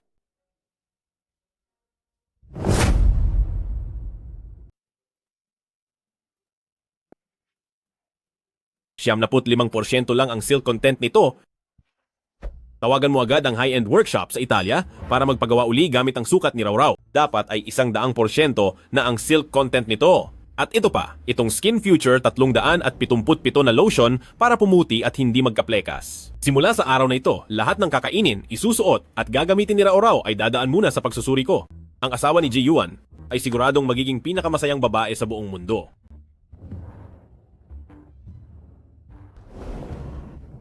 Ji Yuan. Kailan pa naging istasyon ng delivery ang pamilyang G? Mag-ingat ka, lahat ng ito ay mga regalong inihanda ko para sa iyo. Haha, maganda nga ang mga ito. Pero Presidente G, buntis lang ako. Hindi naman ako lumpo. Hindi ba masyadong eksaherado ito? Kung hindi mo gusto, di palitan natin. Tingnan mo ito. Hindi ba ito ang kumpanyang kabibili ko lang? Bakit hindi mo sinabi sa akin na mag-a-apply ka pala doon? Hindi ako yung tipo ng tao na gagamit ng koneksyon. Bilang punong taga-disenyo, sa pamamagitan ng hindi kilalang pagsusuri, nakapasok ako sa huling interview dahil sa sarili kong mga disenyo. Kapag sinubukan mong gamitin ang impluensya mo, bukas na bukas ay isasama ko ang bata sa dormitoryo ng kumpanya. Sa dormitoryo titira?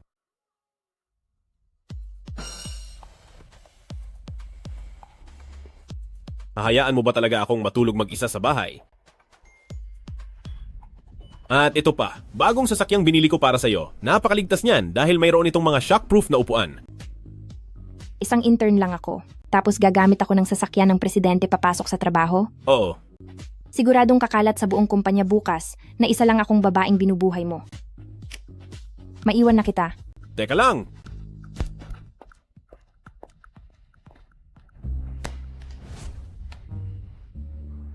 Halika rito, Cheng Ming. Triplehin nyo ang seguridad sa kumpanya at siguraduhing ligtas si Raurao.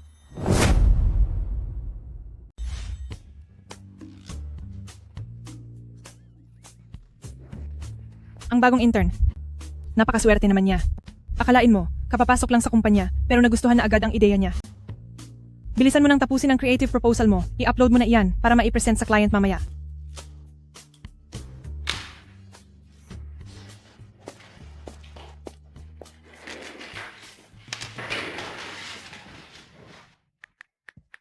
Nandito na ako. Huwag kang mag-alala. Buksan mo ang drawer sa ilalim ng mesa. Ang pribilehiyo ng buntis ay hindi maituturing na pandaraya. Lugaw na may red dates at bird's nest.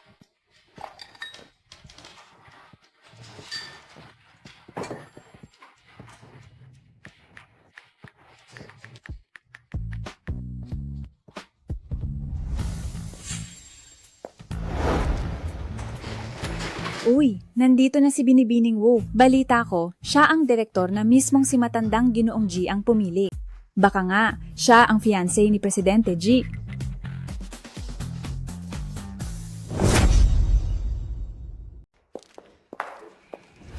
Naglalaro ng cellphone sa oras ng trabaho. Sino ang nagturo sa'yo ng ganyang asal? Si Furaw ka, di ba? Ipagtimpla mo ako ng kape. Ako ay isang taga-disenyo, hindi isang serbidora. Kung gusto mong uminom ng kape, magtimpla ka ng sarili mo. Dahil abala pa ako sa paggawa ng sasakyan. Bakit ganyan magsalita ang bago rito? Si Director Wu ay ang mismong napiling mapapangasawa ng apo ni matandang Ginoong G, ang magiging asawa ng tagapangulo ng kumpanya. Kung siya ay isang direktor, hindi naman ako isang sunod-sunuran. Dahil mahilig kang sumipsip sa ibang tao, ay ibinibigay ko na sa iyo ang swerteng iyan, huwag ka nang magpasalamat. Ikaw. Ha sige, buntis ka na agad kahit kapapasok mo pa lang sa trabaho. At naaalala ko na nakalagay sa record mo ay dalaga ka pa. Napakasama ng iyong asal. At nagagawa mo pang sigawan ang magiging Senyora G. Pinapayuhan kita na iligpit na ang mga gamit mo ngayon. At lumayas ka na sa kumpanya. Pinapayuhan kitang mag-impake na ng mga gamit mo ngayon. Lumayas ka sa kumpanya. Hemp! Personal na usapin ko ito. At saka, wala akong itinago noong pumasok ako sa trabaho. Wala kayong karapatang palayasin ako. Ikaw, hi. Hoy, ikaw. Director Wu, wag po kayong magalit. Unang araw pa lang niya sa kumpanya kaya hindi niya alam ang mga patakaran. Sinabi mo pa. Paano nakapasa sa interview ang isang baguhang blanco naman ng resume? Ay tingnan mo nga ang itsura niya. Hindi man lang siya maikukumpara sa kahit isang daliri niyo, Director Wu. Direktor, pinadala kayo ng matanda, kaya siguradong malapit ang relasyon niyo kay Presidente G. Ang pagpapatalsik sa kanya ay nakadepende lang sa isang salita niyo.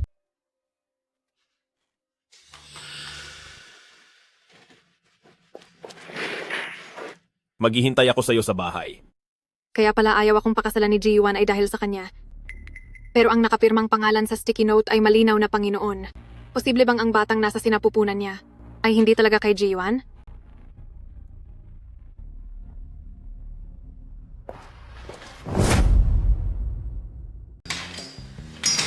Hi! Ikaw na! Bata ka! Nananatili ako ng maayos sa bahay. Bakit mo ba ako dinala rito sa kumpanya? Lolo, dinala ko kayo rito ngayon dahil gusto ko kayong ipakilala sa isang napaka-importanteng tao. Siguradong matutuwa kayo kapag nakita niyo siya. Halika! Handa ka na ba?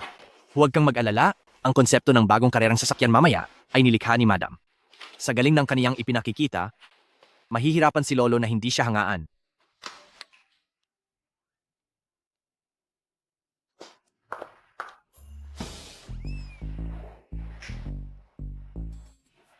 Magandang araw sa inyong lahat. Ako ang bagong empleyado ng Departamento ng Disenyo na si Furaw. Ngayong araw, nais ko lang ipakilala sa inyo ang ilang mga konsepto sa disenyo ng bagong karerang sasakyan na S700 at Siyamnapu.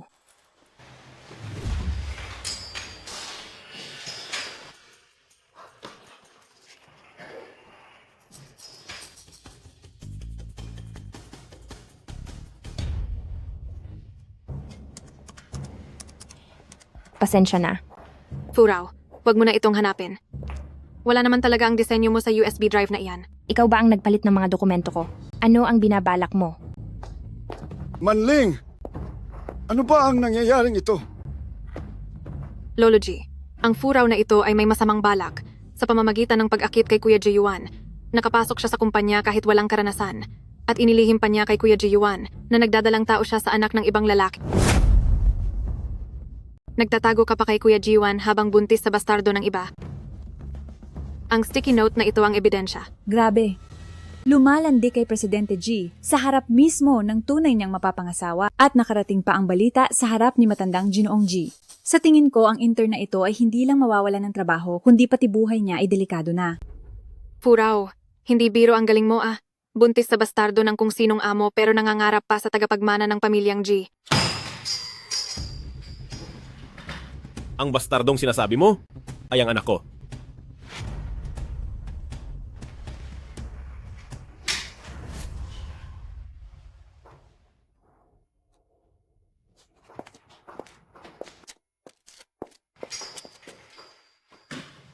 Lolo, ito ang sorpresang inihanda ko para sa inyo. Ang mapapangasawa ko sa hinaharap. At ang batang nasa loob ng tiyan niya. Ikaw na hayop ka, lumuhod ka sa harap ko. Lolo G, isa lang siyang ordinaryong intern. Talagang hindi siya nararapat kay Kuya G1. Tumahimik ka. Anong karapatan mong pagsalitaan ng asawa ng apo ko? Ha? Lolo G, itinuturing ko po kayong pamilya. Sila... Pamilya? Pamilya raw? Ang asawa ng apo ko at ang apo ko sa tuhod ang siyang tunay kong pamilya. Naku! Ikaw, itong pilit na. Nagkukunwaring ka mag-anak. Hoy, wala ka bang sariling pamilya? Ako... Dahil minamaliit mo ang mga intern. Simula ngayon, siya na ang direktor mo at ikaw naman ang magiging intern niya.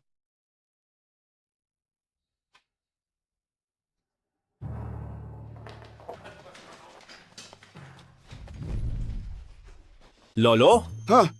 Hindi po kayo tutol? Ako. Sobrang saya ko pa nga. Iha, ikaw ang tagapagligtas ng pamilyang G dahil hindi mo hinayaang mawalan ng tagapagmana ang lokong batang ito.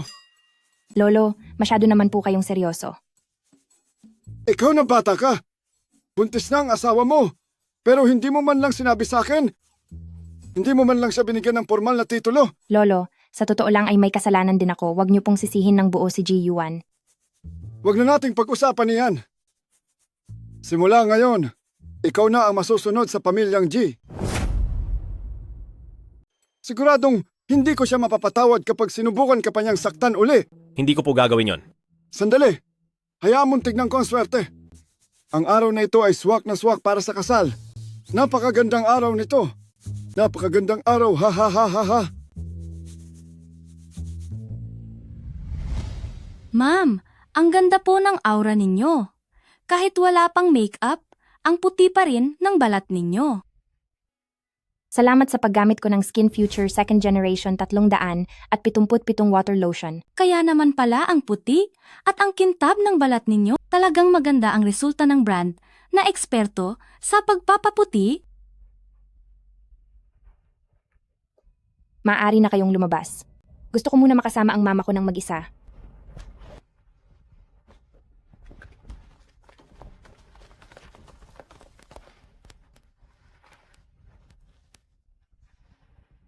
Ma, nakikita mo ba? Ikakasal na ang anak mo. Ang asawa ko ay isang napakabuting tao. Dahil nasa tabi ko siya, hindi mo na kailangang mag-alala pa. Ma, sana talaga, ikaw ang kasama kong maglalakad sa red carpet.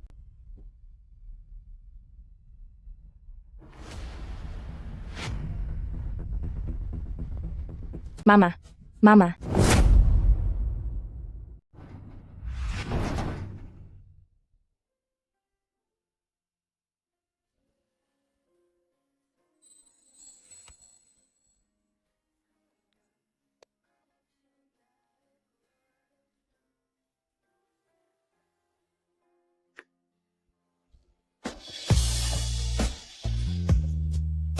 Ano ba ang pakiramdam ng magmahal ng isang tao? Sa tuwing naiisip kita, ay tila umaatras ang mundo sa loob ng isang maliwanag na liwanag. Ang mga bagay na dati ay akala ko, pati na ang daloy ng oras, ay madaling gumuho at maglaho. Kaya naman nang magtagpo ang mga kulay sa iyo, ay nawalan ng mga ito ng kinang at naging maputla, tanging ikaw lang ang nananatiling masigla at maningning. Ginang G, handa ka na ba?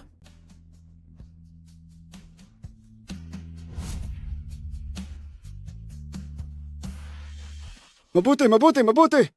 Pakiramdam ko ay kaya ko pang mabuhay ng 50 taon. Binibining Fu raw, maaari bang magtanong, tinatanggap mo ba si Ginoong Ji Yuan? maging sa hirap o ginhawa, sa sakit o kalusugan. Opo, tinatanggap ko.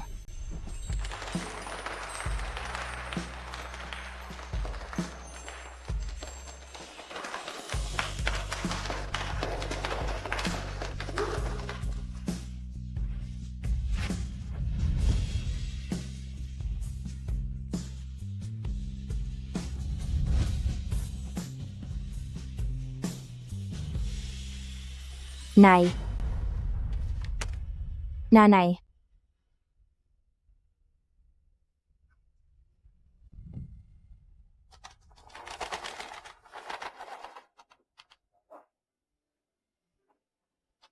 Rauraw, maligayang pagpapakasal. Ang pinakamasayang bagay para kay nanay ay ang dalhin ka sa mundong ito. Ngayon, ay masasaksihan ko na ang pagsisimula mo ng bagong buhay. Ang buhay na ipinagpapatuloy ng maayos ay ang pagpapatuloy ng iyong ina.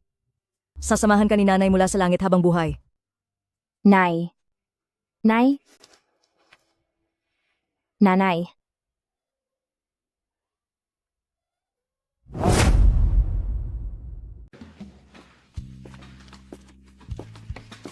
Mag-ingat ka, asawa ko. Ayos lang ako. Tingnan mo kung gaano kaganda ang aking apo. Manganganak na siya sa lalong madaling panahon.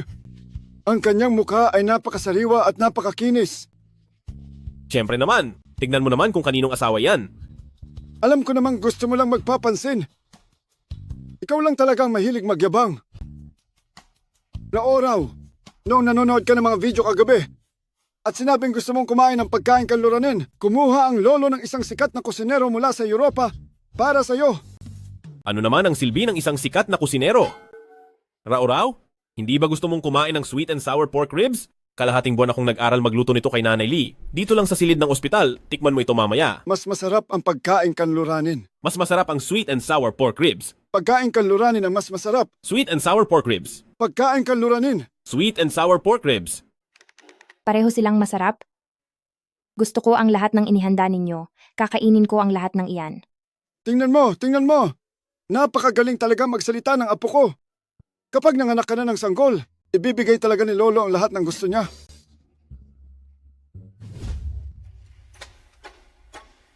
May problema sa bagong inilabas na kotseng pangkarera. Malapit na ang paglulunsad ng bagong sasakyan. Hindi pwedeng magkaroon ng pagkakamali sa ganitong kritikal na sandali. Kailangan kong pumunta doon. Sasamahan kita. Wag na. Babalik din ako agad. Tulungan mo na lang akong kunin ang resulta. Ako na ang kukuha ng resulta. Sige na. Mabilis lang ito. Hintayin mo ako. Asawa ko.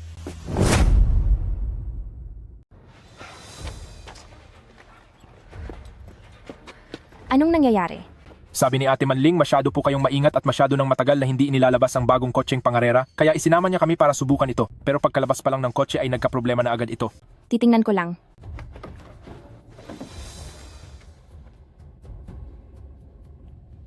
Nasuri ba ang downforce data kapag mabilis na kumukurba? Na-adjust ang anggulo ng front wing ng 0.5 grado. At gasgas na ng malubha ang gilid ng baffle plate. Nasaan na si Woman Ling? Presidente Fu? Presidente Fu? Presidente Fu, Presidente Fu! Bigla na lang minaneho ni Direktor Wu ang kotse paakyat sa bundok nang walang pahintulot. Patigilin mo siya agad. Tiyak na tutumba ang kotseng ito sa kurbada. Nilabag niya ang patakaran at dinala ang kotse sa kalsada sa bundok. Kung may mangyaring masama ay hindi mailalarawan ang magiging bunga nito. Wu Manling, sabi ni Presidente Fu huminto ka raw. May problema ang kotseng ito. Walang problema ang kotseng ito. Sinasadya lang akong pahirapan ng madam para hindi mailabas ang bagong kotseng dinisenyo ko.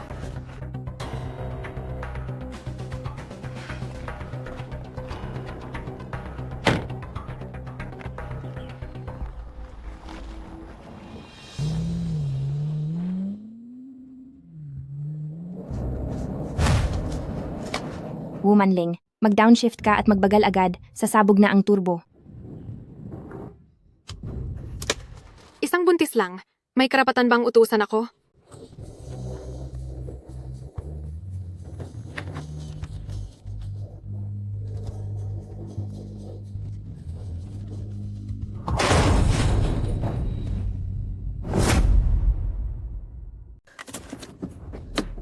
Furaw.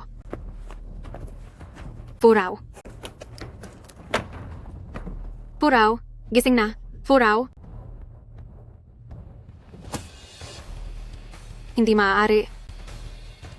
Kapag nalaman ng pamilyang G na dahil sa illegal na test drive ko kaya na-aksidente si Furaw at ang bata, hinding-hindi ako mapapatawad ng pamilyang G. Walang CCTV dito sa bundok. Bababa na agad ako ng bundok at sasabihin hindi ko siya nakita na naaksidente siya dahil sa sarili niyang pagkakamali. Walang makakatuklas na ako ang dahilan.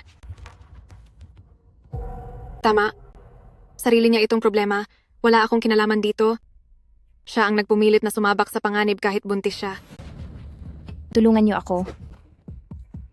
Tulungan niyo ako. Iligtas niyo ang anak ko.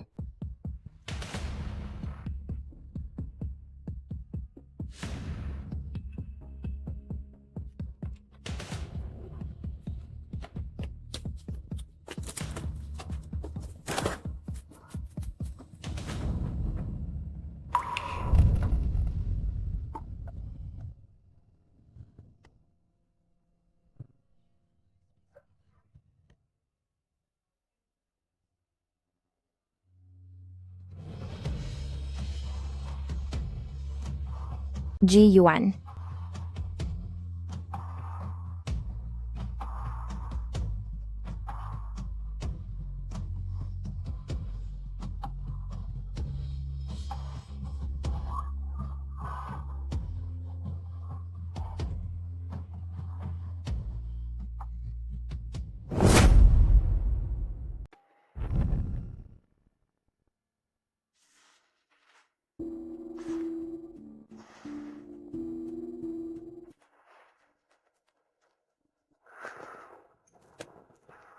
Bakit hindi siya sumasagot sa tawag? Hello? Senyor G, masamang balita, may nangyaring masama sa ginang.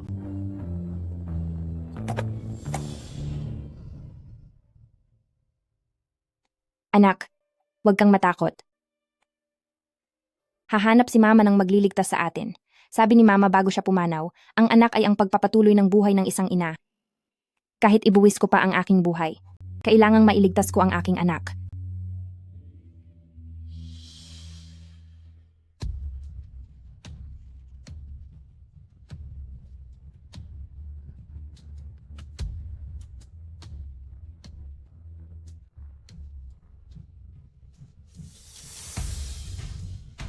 May tao ba riyan? May sasaklolo ba sa amin ng anak ko?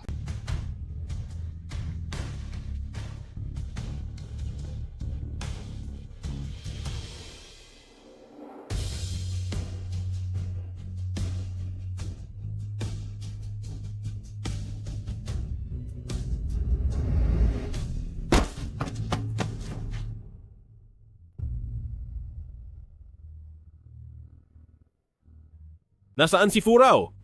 Nasaan si Furaw? Senyor G, pagdating namin doon, ang batang amo lang ang natagpuan namin. Mga bakas ng dugo. Ang mga bakas ng dugo ay hanggang sa gubat lang at doon na nawala. Nangangamba ako na ang ginang ay wala na.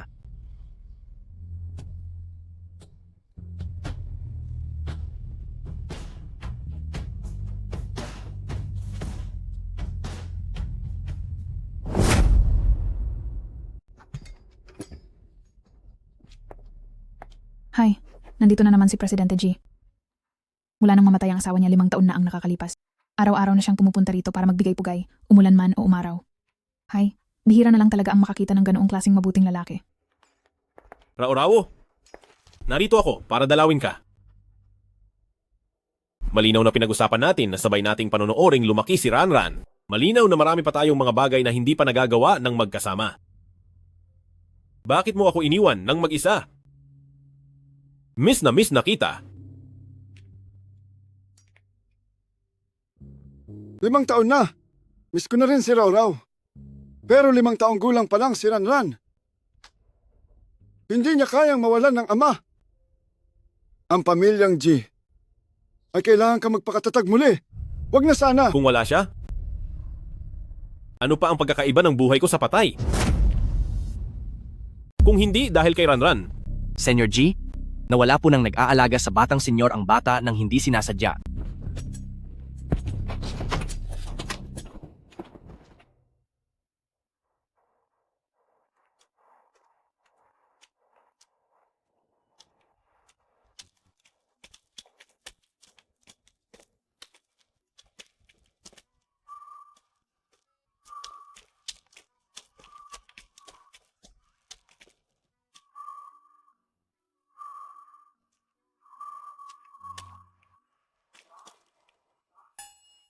Nasaan siya? Ako ba ang hinahanap mo?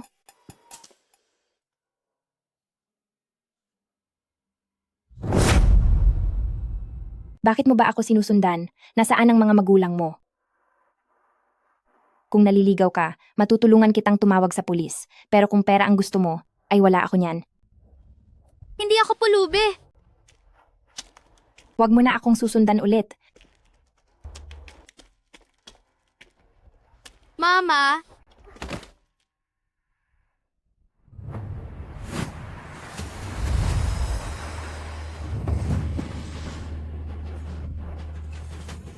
Ano ang numero ng telepono ng mga magulang mo? Patatawag ko sila para sunduin ka. salamat po, Mommy. Sabi ko na sa'yo na huwag mo akong tawaging mami.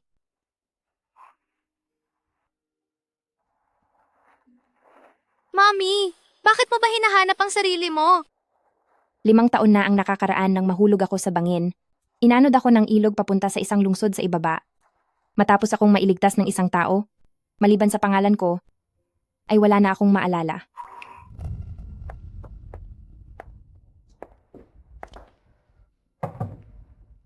Hija, natatandaan mo ba kung sino ka? Napulot kita sa paanan ng bundok. Dumating na ang doktor. At sabi niya ay kapapanganak mo lang. Nasaan ang pamilya mo?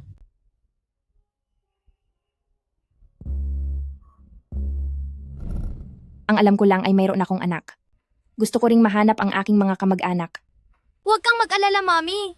Napakagaling ng daddy ko. Iniligtas mo ako, siguradong tutulungan ka ni daddy na mahanap ang mga kamag-anak mo.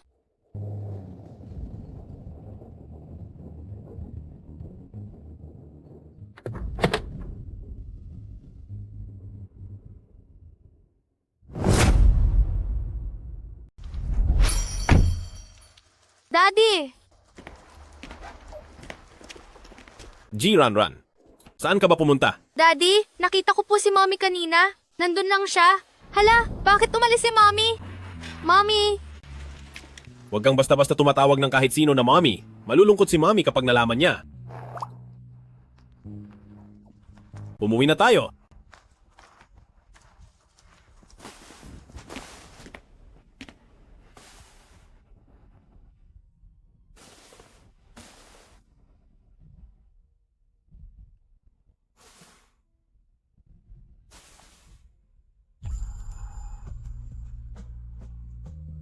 Patawad, Ranran. Kasalanan ni Daddy. Sa loob ng 5 taon ay namuhay ako sa sakit ng pagkawala ng iyong mommy, kaya nagkaroon ka ng pressure sa isip. Kung kaya't kahit sino na lang ang makita mo ay tinatawag mong mommy. Magsisikap si Daddy na mabuhay ng maayos, dala ang pagmamahal sa iyo ng iyong mommy. At aalagaan kita ng mabuti.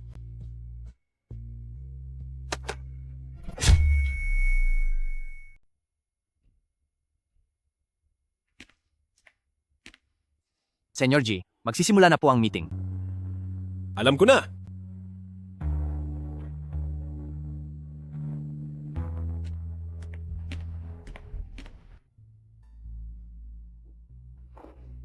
Hija, pinaghirapan mo ito.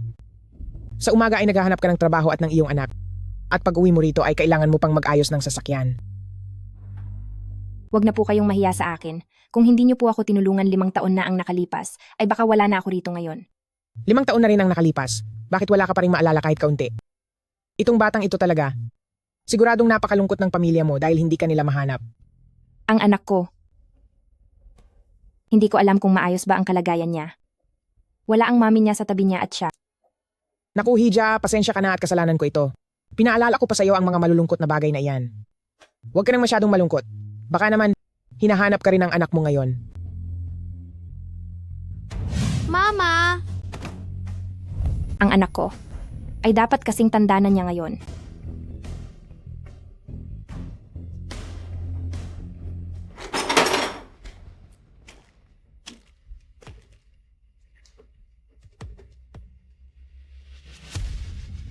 G. Ranran.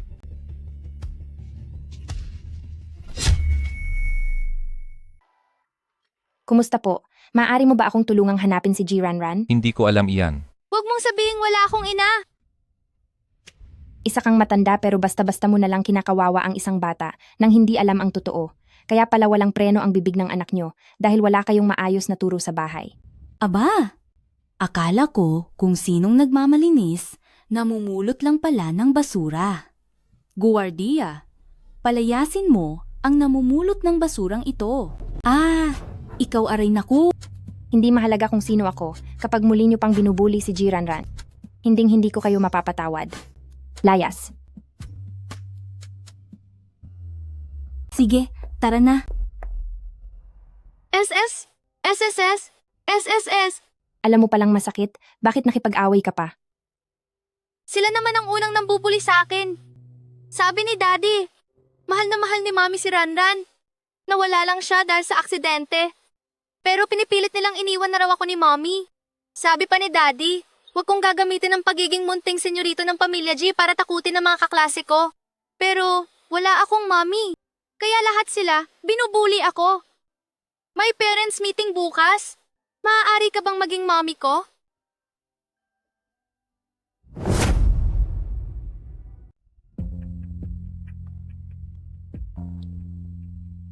Kamukhang kamukha mo si Mommy. Marunong siyang magkarera ng kotse. At kasing cool mo rin siya.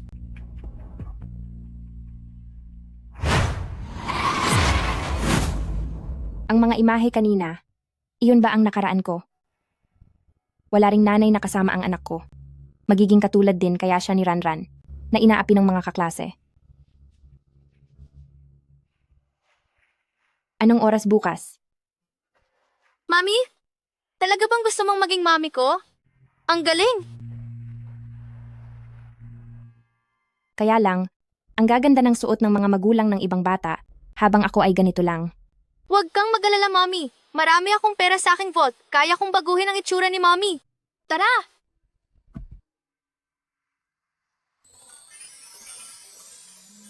Auntie, pakiusap po. Ayusan niyo ang Mommy ko para maging napakaganda niya.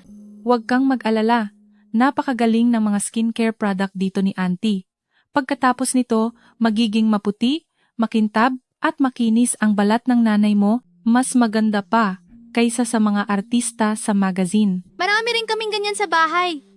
Sabi ni Daddy, ito ang mga paboritong skincare product ni Mommy noong narito pa siya. Salamat, Ranran.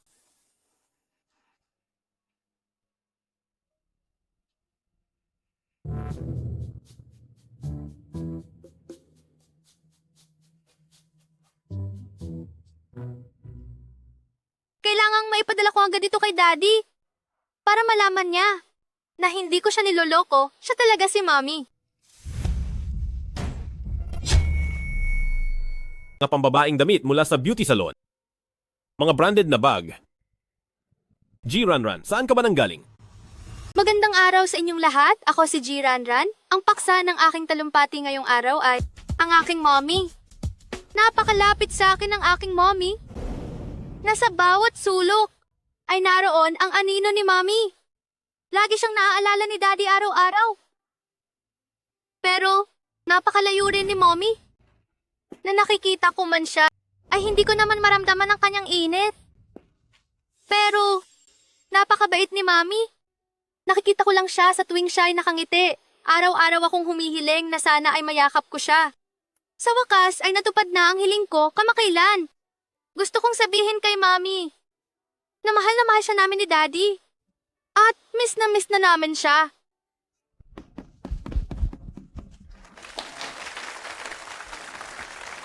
Hindi ko alam kung bakit.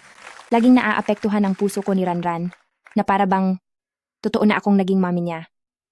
Mommy, pwede bang huwag ka munang umalis? Gusto kitang maging mommy ko. Ranran, pasensya na. Gustong-gusto ka ni Auntie, pero may sariling anak na si Auntie. Kung ituturing kitang sarili kong anak, kapag bumalik na ang anak ni Auntie, ay tiyak na malulungkot siya. Sige na, ililibre kita ng masarap na pagkain. Tara, ano ba ang gusto mong kainin? Lumayo ka sa anak ko! Lumayo ka sa anak ko!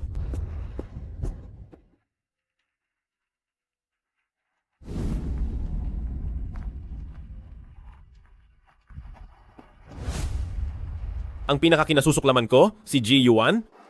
ay ang mga taong ginagamit ang bata para mapalapit sa akin. Dahil ikaw ang ama ni Ranran, dapat mas pinapahalagahan mo kung ano talaga ang pinagdaanan ni Ranran, kung kaya't kailangan niya ako para maging mommy niya. Bakit kapag nakikita ko ang ama ni Ranran ay kusa na lang sumasakit ang puso ko? Posible kaya? Nagaling tayo sa magkaibang mundo. Kaya paano mangyayari na magkakilala tayo?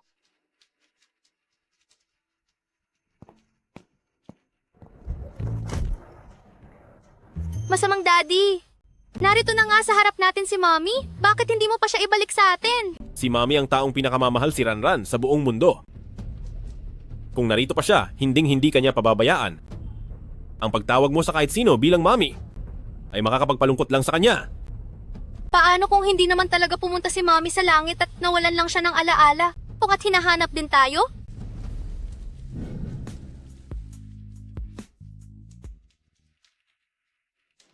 Paano kung hindi naman talaga pumunta si mommy sa langit at nawalan lang siya ng alaala at hinahanap din tayo? Ang figura ng babaeng iyon ay talaga namang kamukha ni Raurao.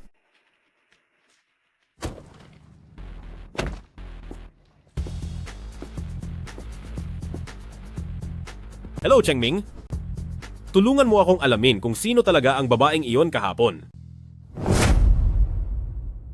Hello, Chengming. Alamin mo kung sino talaga ang babaeng iyon kahapon. Kuyang Ji-Yuan, Bakit ka nandito? narito ako para bisitahin si Ranran. Nabalitaan ko na inapi siya sa kindergarten kahapon. Hay naku, ang mga batang yon talaga. Bakit kailangang pag-usapan na wala siyang nanay? Anong sinabi mo? Nakipag-away si Ranran sa labas ng kindergarten kahapon. May kasalanan nga ang mga batang yon. Pero hindi rin dapat nakipag-away si Ranran. Dahil ikaw ang ama ni Ranran, dapat mas alamin mo kung ano talaga ang pinagdaanan ni Ranran. Kaya kailangan niya talaga ako para maging mommy niya. Kaya pala talagang tinutulungan niya si Ranran noong araw na iyon. Kuyang Ji-Yuan, kailangan ng bata ng pagmamahal ng isang ina habang lumalaki siya. Kapag nagpakasal tayo, siguradong magiging mabuti akong ina. Kailan sa akin nagpadala ng litrato si Ranran? Tama ang sinabi ni Ranran. Siya nga talaga si Raurao. Kuyang Ji-Yuan,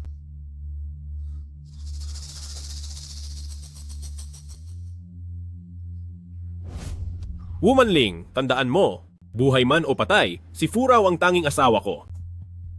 Simula ngayong araw, ayaw ko nang makita pa ang mukha mo.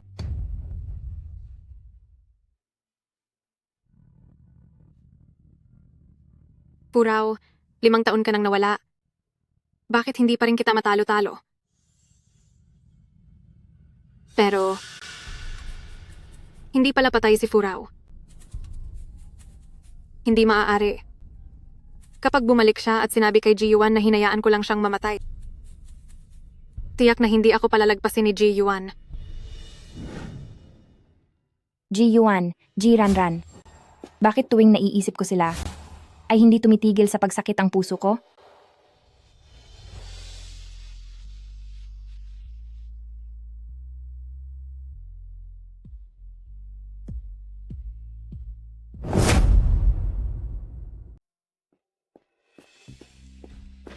Raurao? Ji-Yuan, bakit ka nandito? Patawad.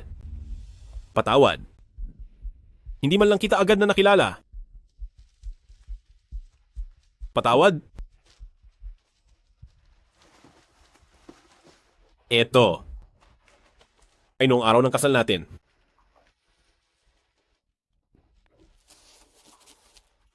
At itong isa naman, ay noong 3 buwan ka ng buntis kay Ranran.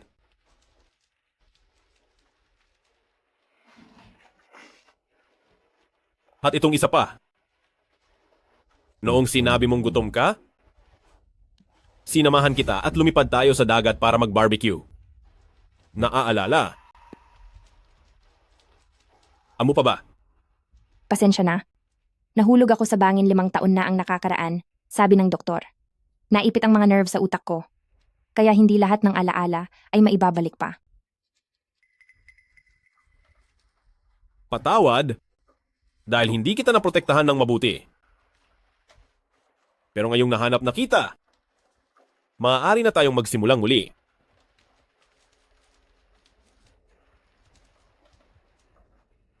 Teka, bakit hindi ko nakikita si Ranran? Si Ranran? Oo, Hindi ba siya ang kasama mo? nag-message sa akin si Ranran na pupunta siya rito para hanapin ka. Wala ba siya rito?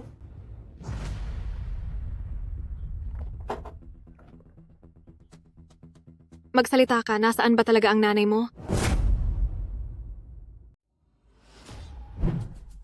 Ang ganda ng tita. Kamukhang kamukha niya talaga si Mom. Paano siyang hindi magiging tunay kong mommy?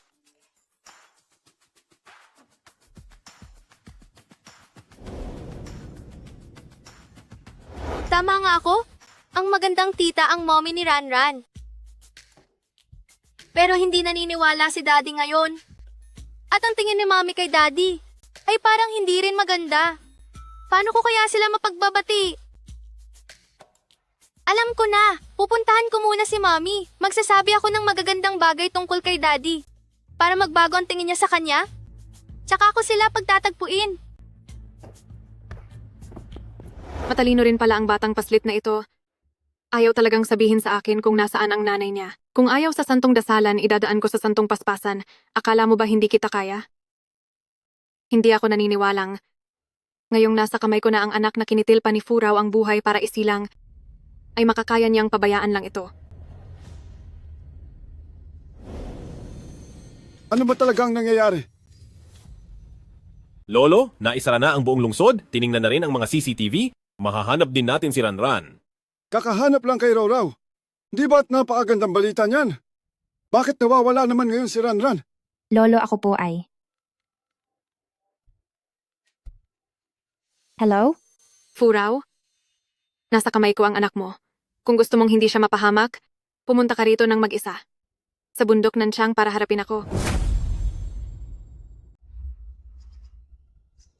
Mommy, masasamang tao sila. Huwag mo silang papansinin. Manahimik ka. Tandaan mo, kung gusto mong mabuhay ang anak mo, huwag kang magsasabi kahit kanino. Raw, anong nangyari? Wala lang ito. Ayaw ko lang talagang maghintay ng ganito sa bahay. Maghiwalay tayo para maghanap. Raw. Ranran. Ranran. Sino ka? Bakit mo kinidnap ang anak ko?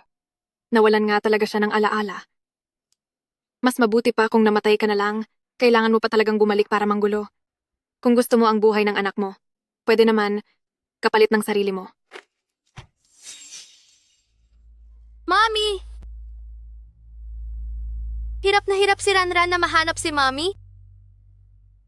Ayaw ni Ranran na may mangyaring masama sa'yo. Buwisit na bata ka, nagawa mo pa akong kagatin. Sasabihin ko kay Daddy na ikaw ang nanakit sa Mommy ko. Anong ebidensya mo? Kapag namatay na ang mommy mo, wala nang makakaalam na ako ang nanakit sa kanya. Huwag kang matakot. Siguradong poprotektahan ka ni nanay. Huwag mong saktan ang anak ko. Papayag ako sa kahit anong iba pang gusto mo. Sige ba? Gusto kong tumalon ka mula rito. Hindi ako naniniwalang. Sa parehong lugar na ito ay makakaligtas ka pa rin ng 2 beses. Ranran, makinig ka. Pumunta ka sa tatay mo pagkababa ng bundok. Kalimutan mo ang lahat ng nangyari rito. Kumain ka ng mabuti. At lumaki ka ng maayos. Maging mabait ka.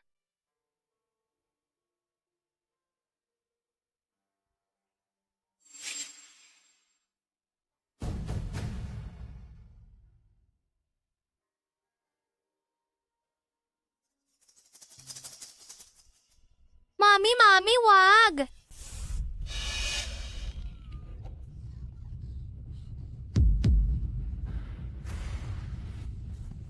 Takbo! Takbo! Walang hiya ka? Habulin niyo siya.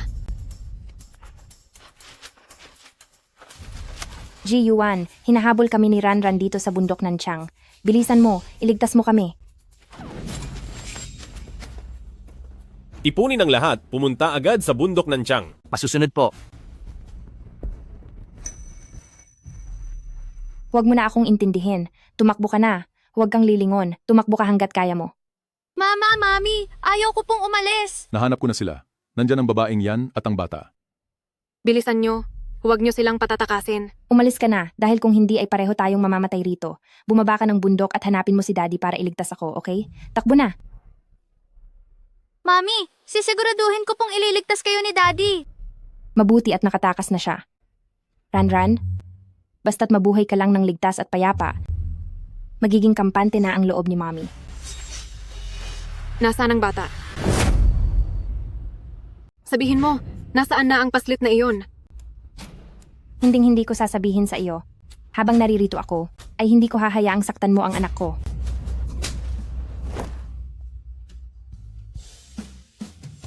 Apat na linggo ng buntis sa sinapupunan. Pahipo nga ako. Naramdaman mo ba? Oo, naramdaman ko. Tawagin mo akong Daddy. Sige na, huwag ka nang magsalita ng kung ano-ano. Masyado pang maaga.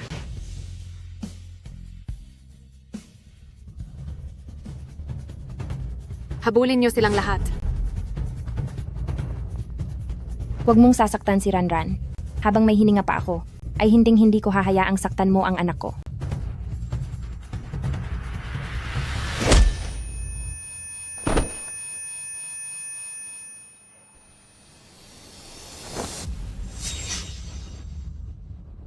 Ranran. Ranran, hindi na yata kaya ni Mommy. Kung sakaling wala na si Mommy, ay dapat mong laging tandaan na mahal ka ni Mommy habang buhay. Ranran, Bilis, Ranran. Bukod kay Daddy, ay wala pang sino man ang naging ganito kabuti sa akin. Kahit na ang ate na iyon ay ang mami ko o hindi, ay hindi ko siya maaaring mawala. Ranran, Daddy? Daddy? saan ka pumunta? Daddy, bilisan mo at iligtas mo si Mommy. Para protektahan ako. Ay nasugatan siya. Bilisan mo at iligtas siya. Ibalik nyo na ang batang amo. Ang iba, sumunod sa akin.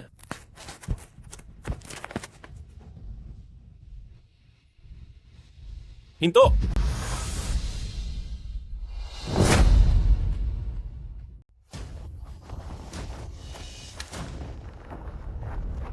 Rao-Rao? Sabihin mo sa pamilya Wu na kapag ginalaw nila ang aking asawa at anak, hinding-hindi ko sila palalampasin. Ilabas sila. Rao-Rao. Patawad. Dahil huli na akong dumating. Mommy? Maraming itiniklop na paper crane si Ranran para sa inyo. Sabi ni Daddy, kapag nakagawa na tayo ng 1,000, ay magigising na si Mommy. Pwede po bang dumilat na kayo? Rao, gumising ka na, pakiusap. Baka gibain ng loko-lokong batang ito ang ospital. Rao.